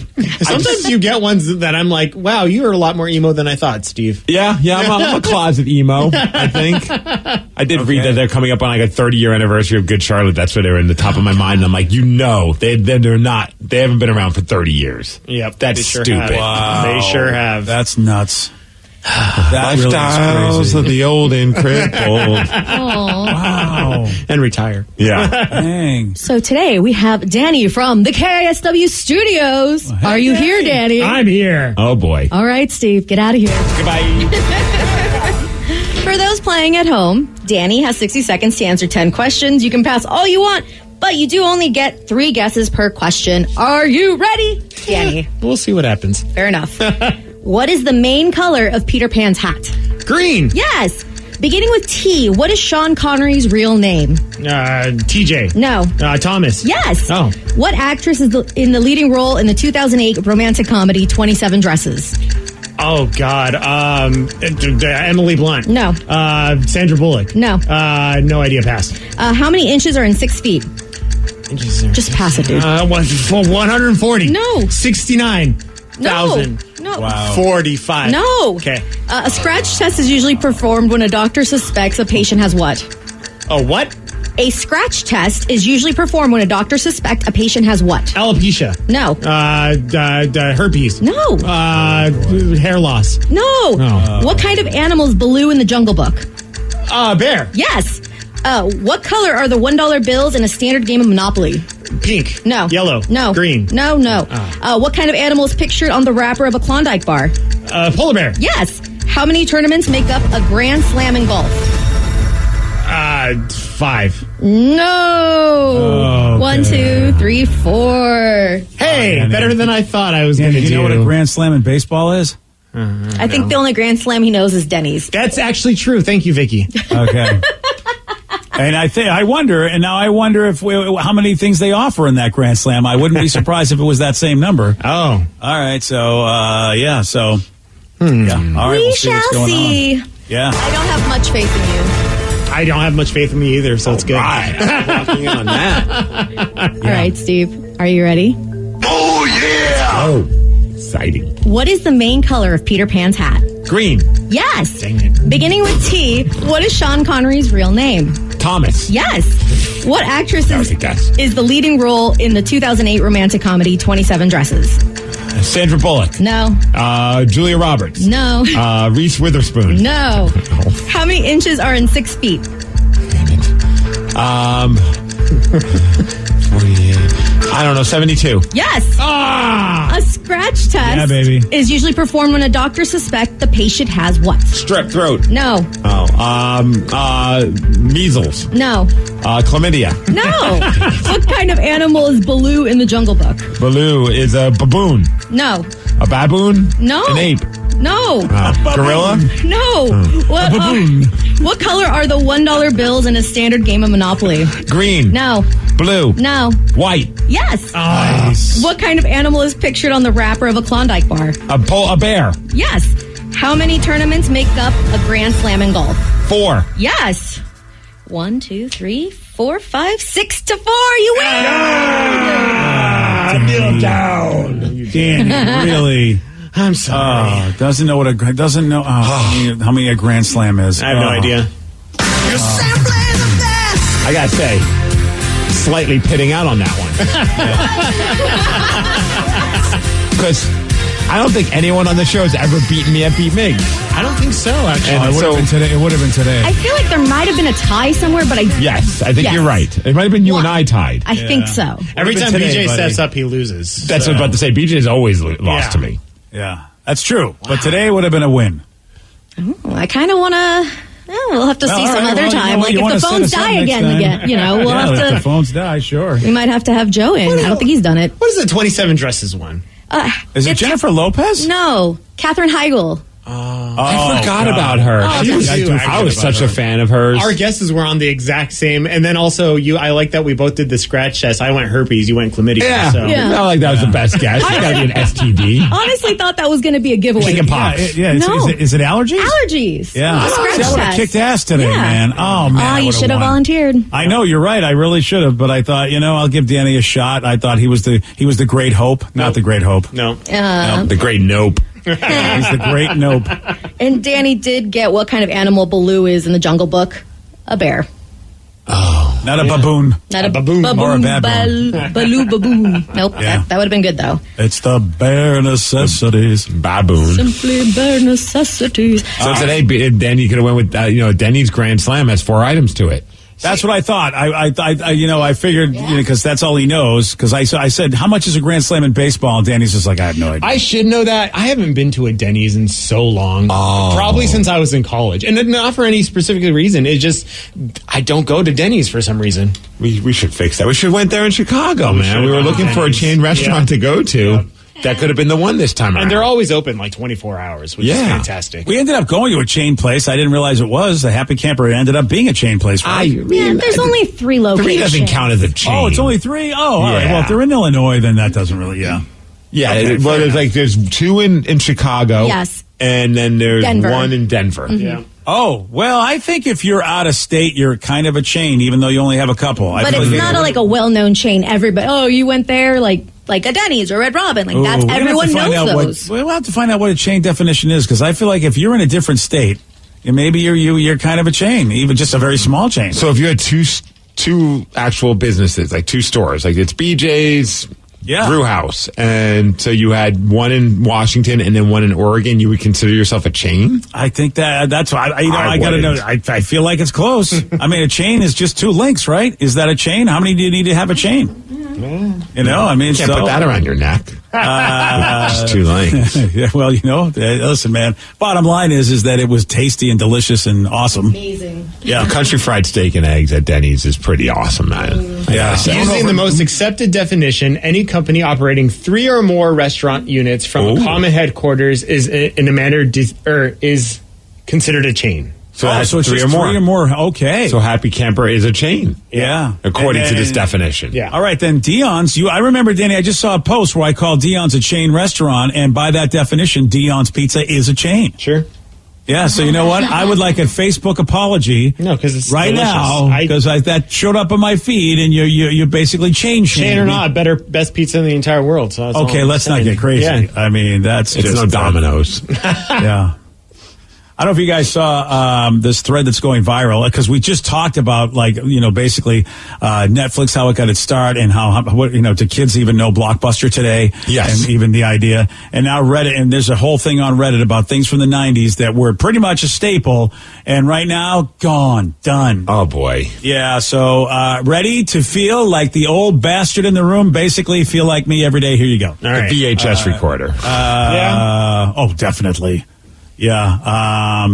Or in this one, how about this pressing play and record at the same time? Yeah. Remember you used to have to do that in order to record something. You had to press both. Really? Yeah. Oh, yeah, like on a cassette deck? Yeah. Don't have to do that with your iPhone. You just press record. Right. You press one button. I don't remember doing that at all. We had to press 2 buttons a lot. It's almost like a screenshot nowadays. We have to have the power and the volume in order to, it's like that's the play and record. Interesting. I thought it was so cool because my dad had the stereo, the same thing, but it was a tape deck and then a CD deck. So if I wanted to make a mix, it had to be on tape. So I would take the CDs that I'd borrow from friends and make my own mix tapes. Oh, yeah. Yeah, same thing. Sarah still has one of these in her car, and I laugh my ass off.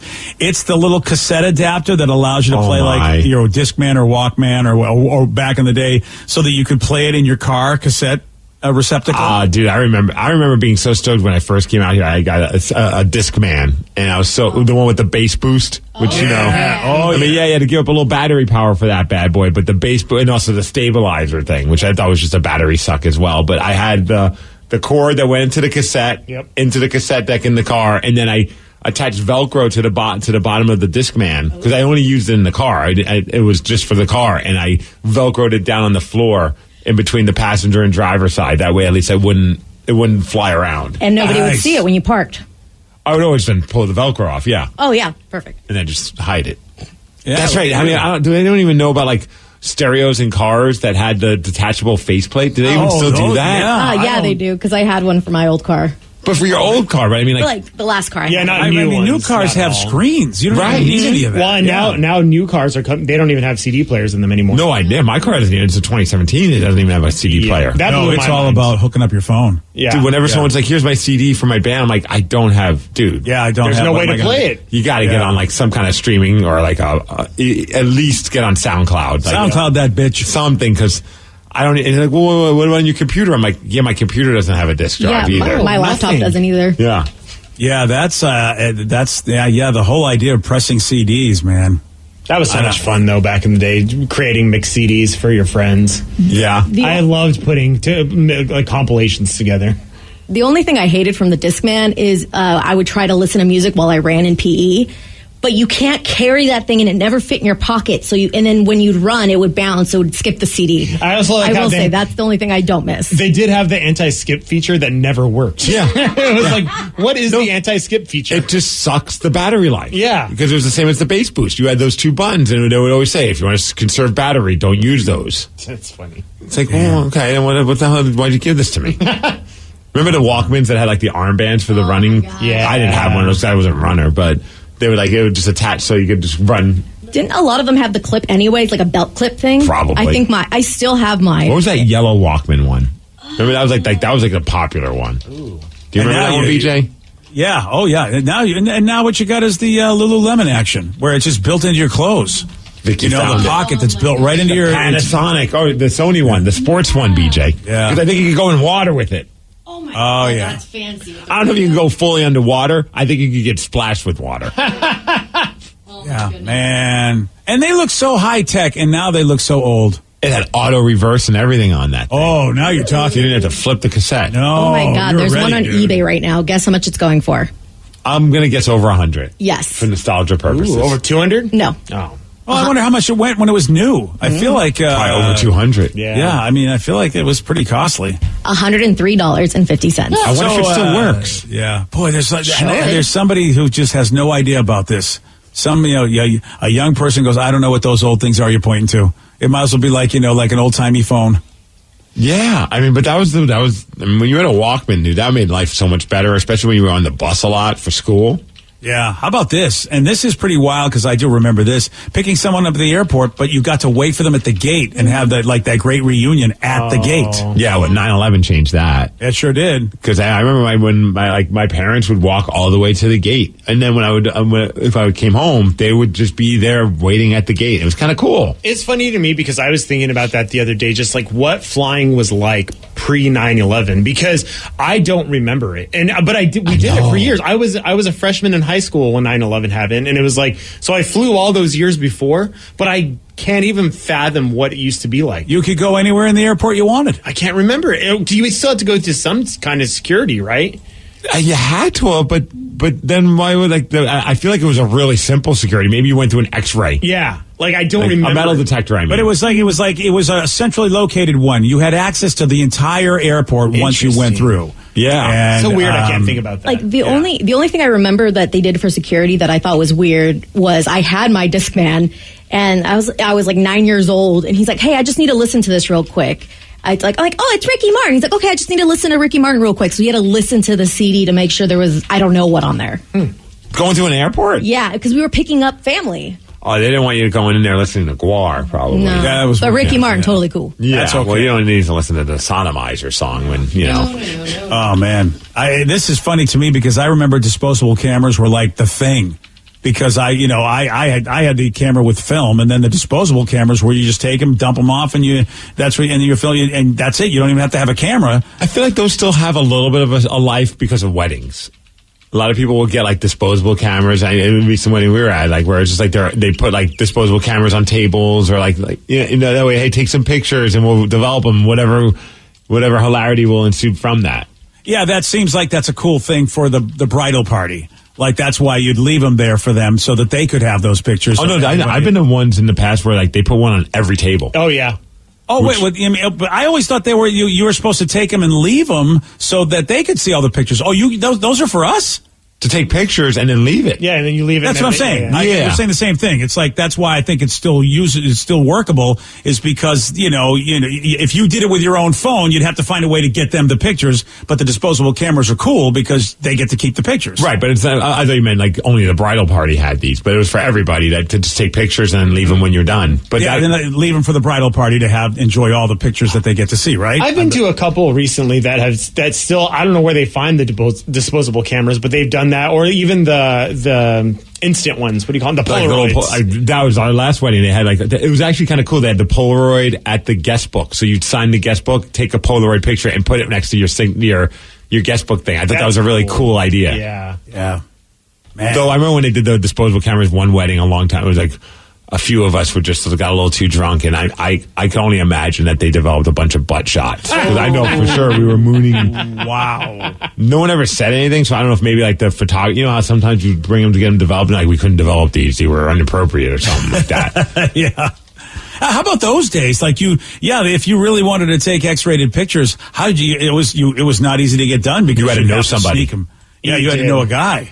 Yeah. Oh, man. I remember actually taking like pictures, and they would not like, they weren't naughty pictures, but I feel like they were just like us breaking stuff at a hotel room or something, and they would not give us our pictures because it was like at a Warped Tour. Oh. And they would not give us our pictures. They were like, no, these are bad pictures or whatever. And it was like, okay, come on. Who are you to judge what's a good and bad picture, buddy? I know. I want these memories of breaking things. And I want the little timestamp on the bottom of it. Yeah. That's why I love. I have like a stupid app on my phone that's like that takes pictures to make them look like those old disposable pictures. Yeah. Which is hilarious because we were all so excited to get a digital form of cameras, and now here I am trying to I have an app that recreates the crappy version of pictures, and I love it. Yep. Oh man. And these are all things that, well, some people don't even know what we're talking about. It is time for Listeners on the Loose. You pick the topic, you guide the show. 206-421-ROCK. Text us at 77999. Whatever you want to talk about, we got your calls, we got your texts at 917 on The Rock. BJ and Migs, mornings on The Rock, 99.9 KISW.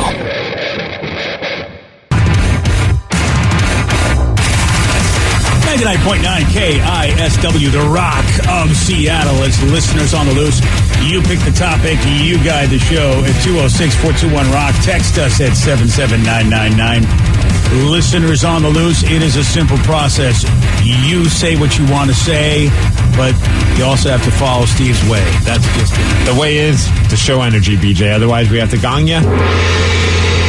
And then say goodbye. Goodbye, old friend. 206-421-ROCK. Text us at 77999. Forgot to do it during Beat Migs. I want to give a quick shout out and a very happy birthday to our good friend, Rucky the Seawolf, a.k.a. Red the Chicken Man, Oh, wow. a.k.a. Nick, a.k.a. Santa Claus the Garbage Man. Wow. I don't know what else he does. He's like He's a got a lot of renaissance man aliases. of random fun things. Is I think what you could best sum up Nick. But happy birthday. It's his 44th birthday. And he said, I'll see you guys at Pain in the Grass on Friday. What's he turned a pair of fours? Yep, double fours. Oh, nice. Quattro. Pocket sailboats is what we would call them in the world of Texas Hold'em. 44. 44 is what we would call them here at the radio station. Because you just said 4-4. I did. The big 4-4. Yeah. Quattro. You got it right. Ah, wow. Or 44. 44. Mm-hmm. Los Bomberos. Yeah, you really are, man. Man, I keep hearing people say Los Bomberos, and I'm like, man, Vicky's so wrong. I had it right. I'm wrong about the language I've been speaking my entire life. All right, well, I'm glad that you can admit to it. Yeah, she's figured it out finally. Yeah. Yeah, I want to say it the way Los Bomberos. I mean, we should say it the cool way, right? Roll that R. I can't roll my R's, man, so I'm not even going to try, because otherwise that just sounds like I have a weird drawl, and I already have a drawl, so I don't need a double draw. Well, I didn't realize that people couldn't roll their R's until I got older. And I was like, oh, dude. It's a whole thing. Bomberos. You don't I need did it. Yeah, you rolled your R. Bomberos. You don't need to roll your R's because there's no double R in this word. Yeah. So then what the hell are we doing? I don't know. BJ's saying something about rolling R's. Well, wait, you go ahead and say it. Vicky. Say it the right. You just, what is it when you go arro, when you go... No, I didn't roll my tongue. I would have felt it. I totally I felt it. Is it a hard... What kind of R is it? Because you said arro. Bombero. Right? Yeah, It's instead not of row. bomberos. Instead of going bombero, you said... Okay, let's hear her say it the right way, and then say it with rolling the R's. Okay. And let's listen. Bombero. Okay. And bomberos. Yeah. Yeah. You know what? You do. It's a single roll, and you're doing a multiple roll. It's like a little flam of the R's that you got on the actual... Vicky, whatever you call that, you know how you just said the first R? It may not be rolling the R, but you definitely said the first R differently than we say our R's, but I don't know what you call that. With the accent, of course. But so it sounded like I'll get. So the first one, the right one, you said Los Bomberos. Los Bomberos. And then the next one is Los Bomberos. Exactly. Yeah. It's But I close. still feel like the way you say a single R in Spanish, there's a particular way you say it, and that is the way Vicky says it with the bomberos. It's like a mini roll. Yeah, it's a mini roll. That's what I'd like to call it, It's interesting because, like, even when I say the word no in English, sounds very different than no in Spanish. It's no or no. No. No. Oh, It's yeah, just it's like accent. the, It's just the accent. It's like that great maid in Family Guy. No. Consuela. Consuela, because her no is no. No. Yeah. No. Yeah. No. So if you're talking to someone in Spanish, you're going to say no. No. And then if you're talking to like one of us, you're going to say no. No. That's hilarious. Yeah, it's a longer O. Yeah, that's so interesting. I think they've done studies that say that when you switch language, your personality changes too to fit the language. I've talked to a few people like that at different seminars I've gone to who are from other countries, and they say, "Oh yeah, I am a different person if I'm not speaking to you in English." And if they speak like this one German woman I met, and I said, well, try talking to me in your native language. And I did notice, wow, it was like a whole different conversation, just the way she be. Yeah. Yeah. And I'm like, well, I didn't know what the hell she was saying, but she was having a better time saying it that way than she was talking to me in English. Well, that was when I was watching the Mariners induction for Ichiro, and Ichiro did his entire speech in English. And But obviously English is not his first. He's still like, I mean, you can understand him just fine. It's not like he's like, but you can tell he struggles through like the jokes in a sense. Like there's like almost like it didn't have that probably same kind of punch that it would have had if he was just speaking a language that he's more comfortable in. Well, and now that, as we were struggling trying to do the rolling of the R's. You guys are struggling, not me. Oh, yeah, right. I mean, that I have a lot of empathy now for, like, for instance, somebody who doesn't speak English, who speaks Japanese. These are, our words, they're just not used to using their mouth in that way, because there are other languages where I go, man, I just can't use my mouth in that way. But they just, since they were kids, they just learned how to use their mouth that way. So I think English is really tough for other countries because they just go, we don't even use those sounds just normally. So we don't even know how to make them. And they say that you learn accents when you're still in the womb, according to some studies. You start picking up the accents. Oh, well, how about that? I had that sweet Boston accent I learned in the womb, didn't I? It's such a romantic accent. Isn't it, though? Not to get you hotter. Never mind. Hotter. That's what I meant to say, hotter. Gotcha. Yeah, there you go. Oh, here's a good text. Someone said earlier, yesterday, you were talking about Leon the lobster and how it was an unusual house pet. So if you could have any animal as a pet within reason, what would it be? Like an unusual pet?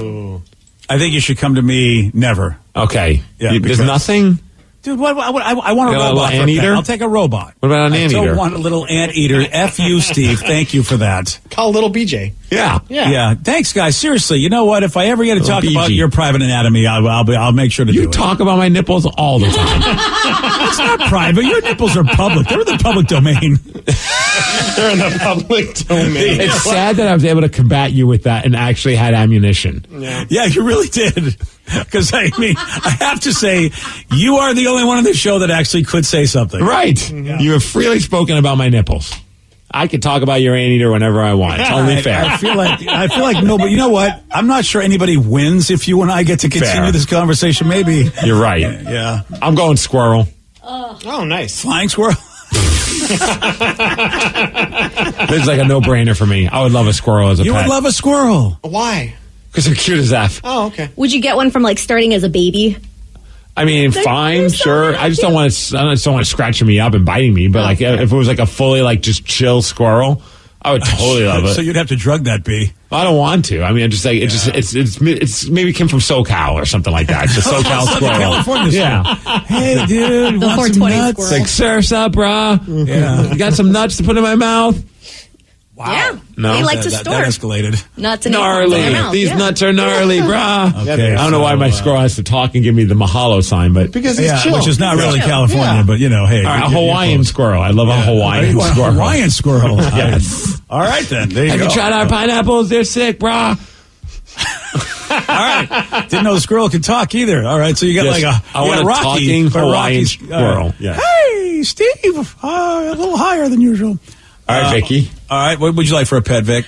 A raccoon. Oh, that's pretty cool. I love raccoons. yeah. They're just all kinds of shenanigans. They're little thieves. My I don't wife know. loved raccoons, and it's been a while, but back in our early dating days, man, I got a raccoon and everything. She was such a fan. I very much personally relate to a raccoon. Like, Yeah, you are. I have to say, you know what? I can see you slinking around in the night, just tipping over garbage cans, causing I trouble. got dark circles under my eyes. I love food. Ooh, a texter's got a good one. A kangaroo. No. A kangaroo? I don't want to box every morning. Yeah, that guy could be We're vicious. eliminating the bad parts of these animals, okay. obviously. Oh, Well, if it's a bad part, then all right. Some people might think it's good because then they get their morning workout in. Yeah, maybe like A the little sparring box. partner. Yeah, sparring partner. Yeah. How about a robot dog? Does that count? Because I'll take a robot dog. No? I mean, we are in 2022. Look, I remember the old robot dog from Doctor Who, K9. Love to have him running around. He'd be fun. Well, Rastro.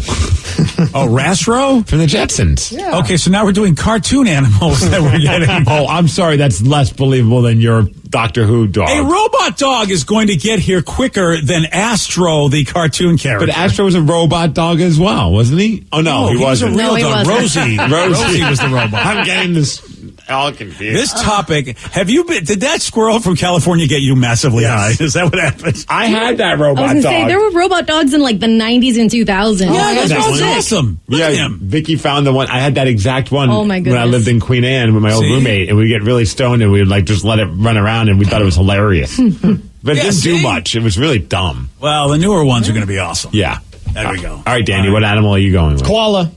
That's A a great koala. pick, too. Yeah. I love the smell of eucalyptus. It naps like 23 hours of the day, and otherwise we just got to cuddle and watch TV. All right, you realize the koala naturally doesn't smell like eucalyptus. You're going to have to provide it. And there's a chlamydia epidemic with them, just heads up. Well, don't have well, sex that's with perfect. it. I don't know if it like gets transmitted by them like spraying have their glands or something. Don't I share don't know. the same toilet. Once again, we're leaving all the bad stuff out, Vicky. Yeah. I just really wanted to say they had Vicky, chlamydia. Danny and his chlamydia. I'll make it and take an STD test first, okay?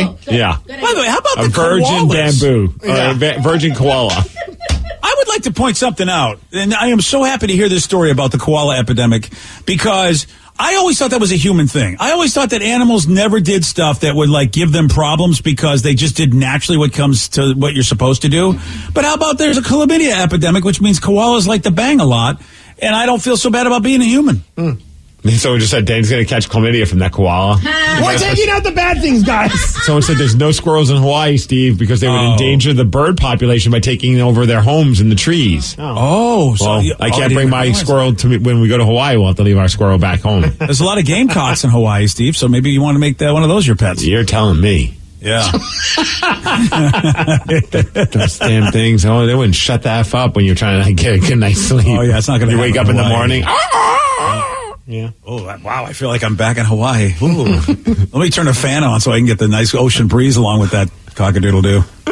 There we go. All right, it is Listeners on the Loose. We promise we will try to sober up for the next break. Do people send the text and we read them and we answer them? Yeah. That's it, man. What do you want us to That's read? good. Shakespeare? No. Wow. Okay. Yeah. All right. That would be great. All right. You pick the topic. You guide the show. It is Listeners on the Loose. And I suppose if you ask us to read Shakespeare, we kind of have to, right? Because it's your call. 206-421-ROCK. Text us at 77999. More of your calls and more of your texts. We'll take those at 9:36 on The Rock. BJ and Migs, mornings on The Rock, 99.9 KISW. Nobody likes keeping track of a wallet full of credit cards with complicated rewards categories. And BECU members like Heather don't have to. With this card, I don't really spend a lot of time thinking about it. I just use it and pay it. It's pretty simple. Keep things simple with the Cashback Visa from BECU. No more confusing categories, no more blackout dates. Just 1.5% cash back on every purchase. BECU. Power in people. Member compensated for participation. Cash advances and cash-like transactions do not qualify as purchases. Contact BECU at 800-233-2328 for current product and rate information. 99.9 KISW, The Rock of Seattle. It's Listeners on the Loose. You pick the topic, you guide the show. 206-421-ROCK. Text us at 77999. Texts are coming in. Somebody just had a text about tattoos. They said apparently they wanted to get a certain tattoo. They have for a Trash Panda IPA is the name of a beer, and they want to get that tattoo on it because they just dig the look of it. And they were wondering if there's any brand or logo that we'd want to get a tattoo for, and if so, what would it be? Vicky, can you find that Trash Panda IPA? I'd love to see the logo because I don't think I know that one. Yeah, well, you know me. The logo that I always said. It's a raccoon. The Trash Panda logo is a raccoon. That's pretty cool looking. Oh, That's what a look at trash that panda dude. is. I forgot. Oh, that's right. I totally didn't make that connection. Vicky, you're a little trash panda. You should get that. Yeah, I mean, Vicky really. I actually really do want a raccoon tattoo. Like Get the Trash Panda version. Well, there's one I saw that says like "do crimes" or something, and it was a raccoon, and I thought that was hilarious. I don't know. I do like that logo. That's cool. Yeah, it's nicely done. I also kind of want to try the that's a good tattoo. Right. Trying to think of a brand. Mariners, when they make the playoffs, that's the brand I'm getting a tattoo of. Yeah, you said you were going to do that. Yeah, we're doing that. Yeah, I mean, you too, boy, BJ. You agreed. We have audio. Don't tell you. You know what? You have the same audio of me going to the prom with my cousin and having a fight with a snowman. You have all we're that like, audio. BJ, you want a tattoo of a Mariners logo if they make the playoffs? I'm killing it! See, there you are. I'm killing it. It's the best response you could find. Like, are you sure? I'm an idiot. Okay. Yeah. Ah, wow. This is amazing. Yes. This, I'm sure, will hold up in almost any court of the land. It will. In the tattoo court of law, it will. Yeah. I didn't know there was the tattoo court of law, but apparently they have their own standards, don't they? You know me. You guys know. I've told you, if I ever got a tattoo, what would I get? And it is a logo. Right. There's the Star Trek logo. Yeah, I would totally get that. I was trying to think of the brand. I'm thinking food or drink. If there was a certain... okay. So, yeah. All right. So it's got to be a food or drink brand. It can't be like a show brand. Maybe the JJ Super Pretzel logo. Ooh. The old school one. That was kind of cool. I like pretzels. Oh, you know what I'm... that one's pretty dope. Menchie's. I like the Menchie's logo. Oh, the Menchie's logo it looks pretty good. It kind of is a better poop emoji logo, isn't it? Yes. Yeah, it really is. Yeah. I'm trying to think. I might get a Vans logo. I wear a lot of Vans shoes. Yeah. And like, especially with like a Vans logo with like a checkerboard in it. That should be kind of cool. Yeah. Man. Well, your butt or something? Yeah. On my butt, of course. Vicky, stop searching JJ Super Pretzels. It's making me angry. I mean, is it weird that I the first thing I thought of was the Skechers like S. Is that weird? Because, I mean, you know, I love Skechers. Oh. You know, so, which of course, you know, also puts me in the, hey, boomer. Nice seeing you. You're going to get the one like the curved bottom so it looks like those old... No, I'm not going to get the Deathers. Though, I mean, those killed people. I mean, those broke so many everythings. So I said in college I dated a girl who had the Roxy logo on her hip. When I asked her why, she said it's a lifestyle, not a brand. Oh, of course. I was actually thinking that. Great answer. I don't think I've ever purchased anything Roxy because like everyone was wearing it, but it was a little on the pricier side when I was in high school. But it is a cool logo. Same with Volcom. I think like Roxy and Volcom are like the same mindset for me of like, I like the logo, but I don't know if I'd ever get it tattooed on me. I was going nostalgia in Ocean Pacific, OP. So me and my Hawaiian squirrel could hang out on the beach. I gotta get the. You remember Ocean Buddha. Pacific? No. I think they're Walmart now, but there was goes back to that topic we were talking earlier. He doesn't remember OP? These are like those things that make you feel old because Danny doesn't remember OP. OP was like the go-to for all of us in high school and junior high. Like, summertime clothes, shorts, tanks. If you had the OP logo, you're like, yeah, man, I'm down. Yeah, no. To me, it was like the California look. Right. See, to me, ours was I'm looking at the pictures, and it's more of like Billabong. I felt like ours. Okay, Billabong was the thing too. Yeah, it was before Billabong. Yeah. It was the same style. Interesting. Like pretty much, might as well just remove the logo, and it was like the same looking clothes. Yeah, ours was always Billabong or going into the Roxy's or the Volcom. Yeah, I'm pretty sure Ocean Pacific now is like a Walmart brand. That's so funny. Like, wow, that's wild. That's what they are. I'm pretty sure that's what you could get. Like, because I remember we had this conversation a long time ago. Like, I wonder if they even have Ocean Pacific. I don't know why I sound like that in my own impression of myself. Well, you know, I wonder, Mickey, do they have Ocean? Actually. I don't know. Goofy, let's check it out.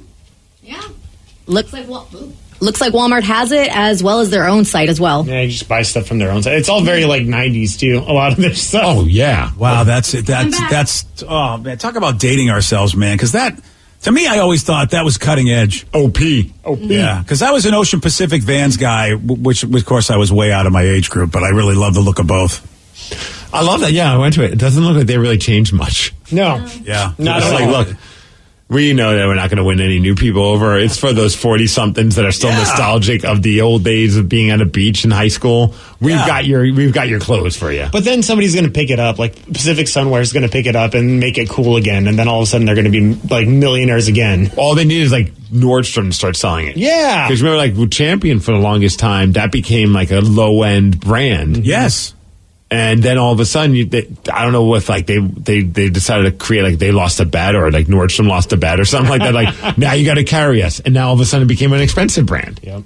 Dude, it's so funny how how different brands have reinvented themselves like that. Hyundai was the same thing, and they reinvented themselves to be right on the same level as Honda and Toyota when it came to that kind of car. But the Champion one's funny because it's the same logo. They didn't reinvent themselves really. They're just like, here, same thing. In fact, we're going to make the logo even bigger and more obnoxious.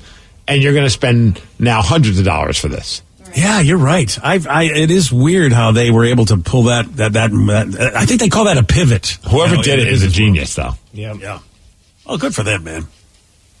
Yeah. It's listeners on the loose. You pick the topic. You guide the show. 206-421-ROCK. Text us at 77999. We have got a slew of food questions. Yeah. Well, we are the experts. I think people realize now. Same.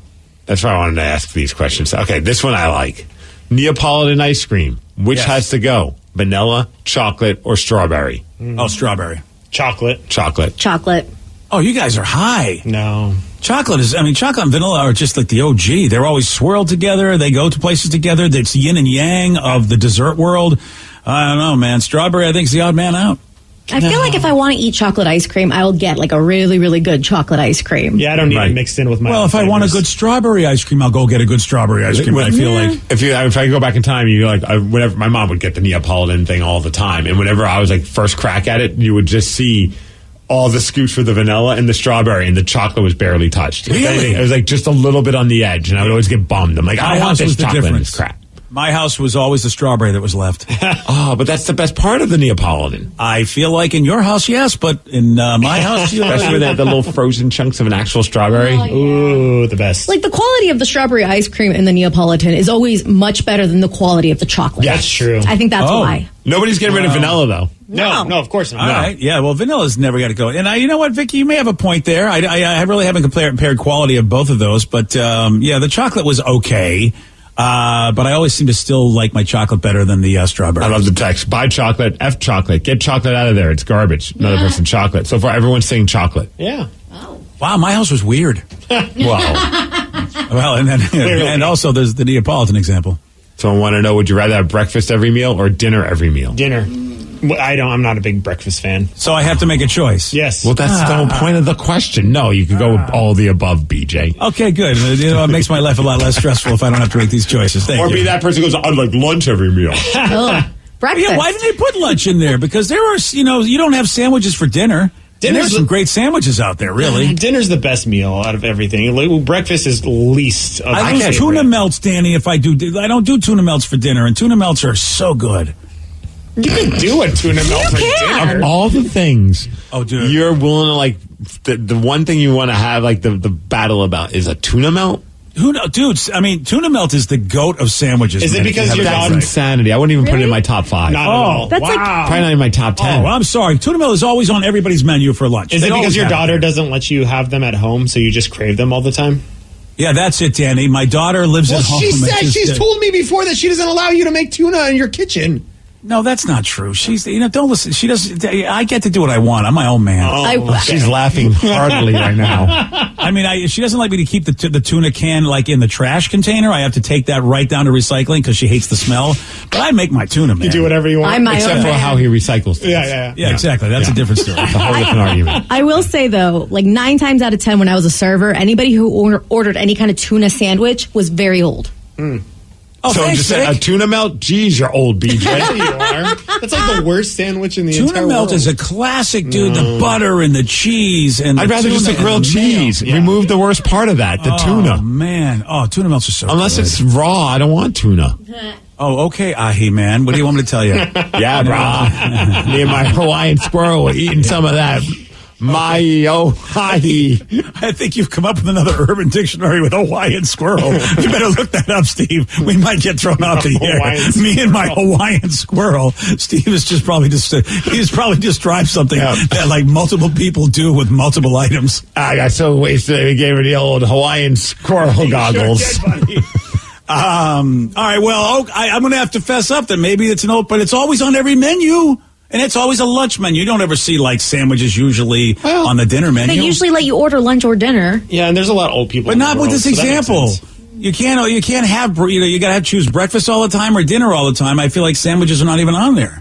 I have sandwiches for dinner. Yeah. So I can have what I want then with this question is what you're saying. That's why breakfast is the worst, because you only get eggs and like hash browns. Well, then I'm going to have lunch for dinner, and that's what I'm doing. If you say cereal, Vicky, I'm going to throw something at you. What do you have for lunch that it's not a sandwich? Bacon, chicken fried steak, steak, steak and eggs. Stuffed I know, hash you can browns. have all that. They're arguing for breakfast. That's why I'm picking breakfast. All right, perfect. But I would argue with you geniuses that lunch is all about sandwiches.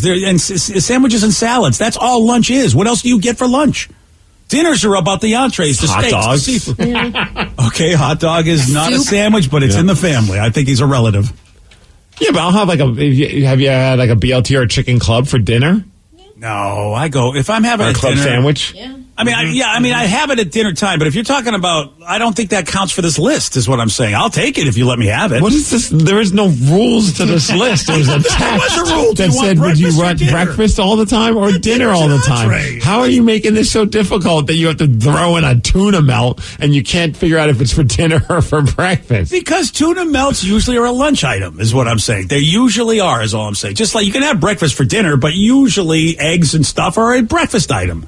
That's all I'm saying. Your dinners are your entrees, like your steaks and your pastas and your seafoods and your chicken, a la kings and stuff. And your sandwiches. Yeah. No. Go to any restaurant and look at their dinner menu, and you will not find a sandwich on any regular, like, fancy restaurant or a decent restaurant. They don't have sandwiches.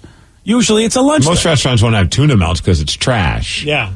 Well, you know what? I might be going to the older people places. You might be right about that. Oh, someone said a good tuna melt is the best.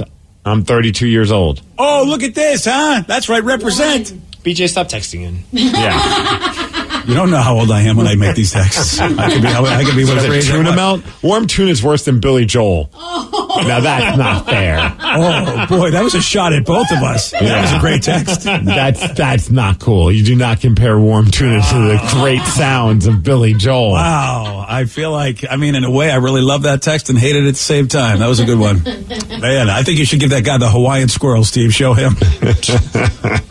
All right, we have to find this out. We have to find out, are people really going on dates inside of a U-Haul truck? Is this happening? I'm going to tell you at 9:50 on The Rock. BJ and Migs, mornings on The Rock, 99.9 KISW.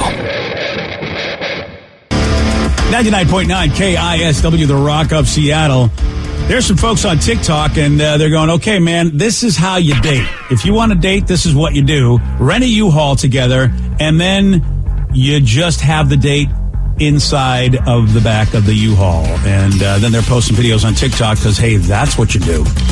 Yeah, if someone said, hey, you guys want to meet up in the back of a U-Haul, I'm like, I don't know if this sounds like a very smart and safe idea. Yeah, I'm assuming I'm going to get murdered. Right. Like, if I have a lot of bills and I want to just get off this planet, maybe that's a good idea. Now, again, I don't know if it's a first date because... Oh, okay. Because they're putting a mattress back there as well to hang out. So I'm thinking, like, that can't be a first date, can it?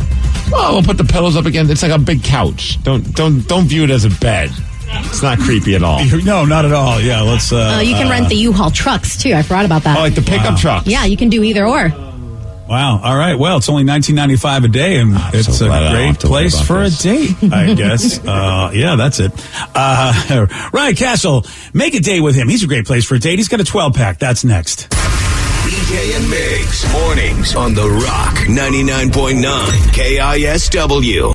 Today's podcast was brought to you by Travis Gagne, bankruptcy attorney. He's here right now and has agreed to answer more of your questions about bankruptcy.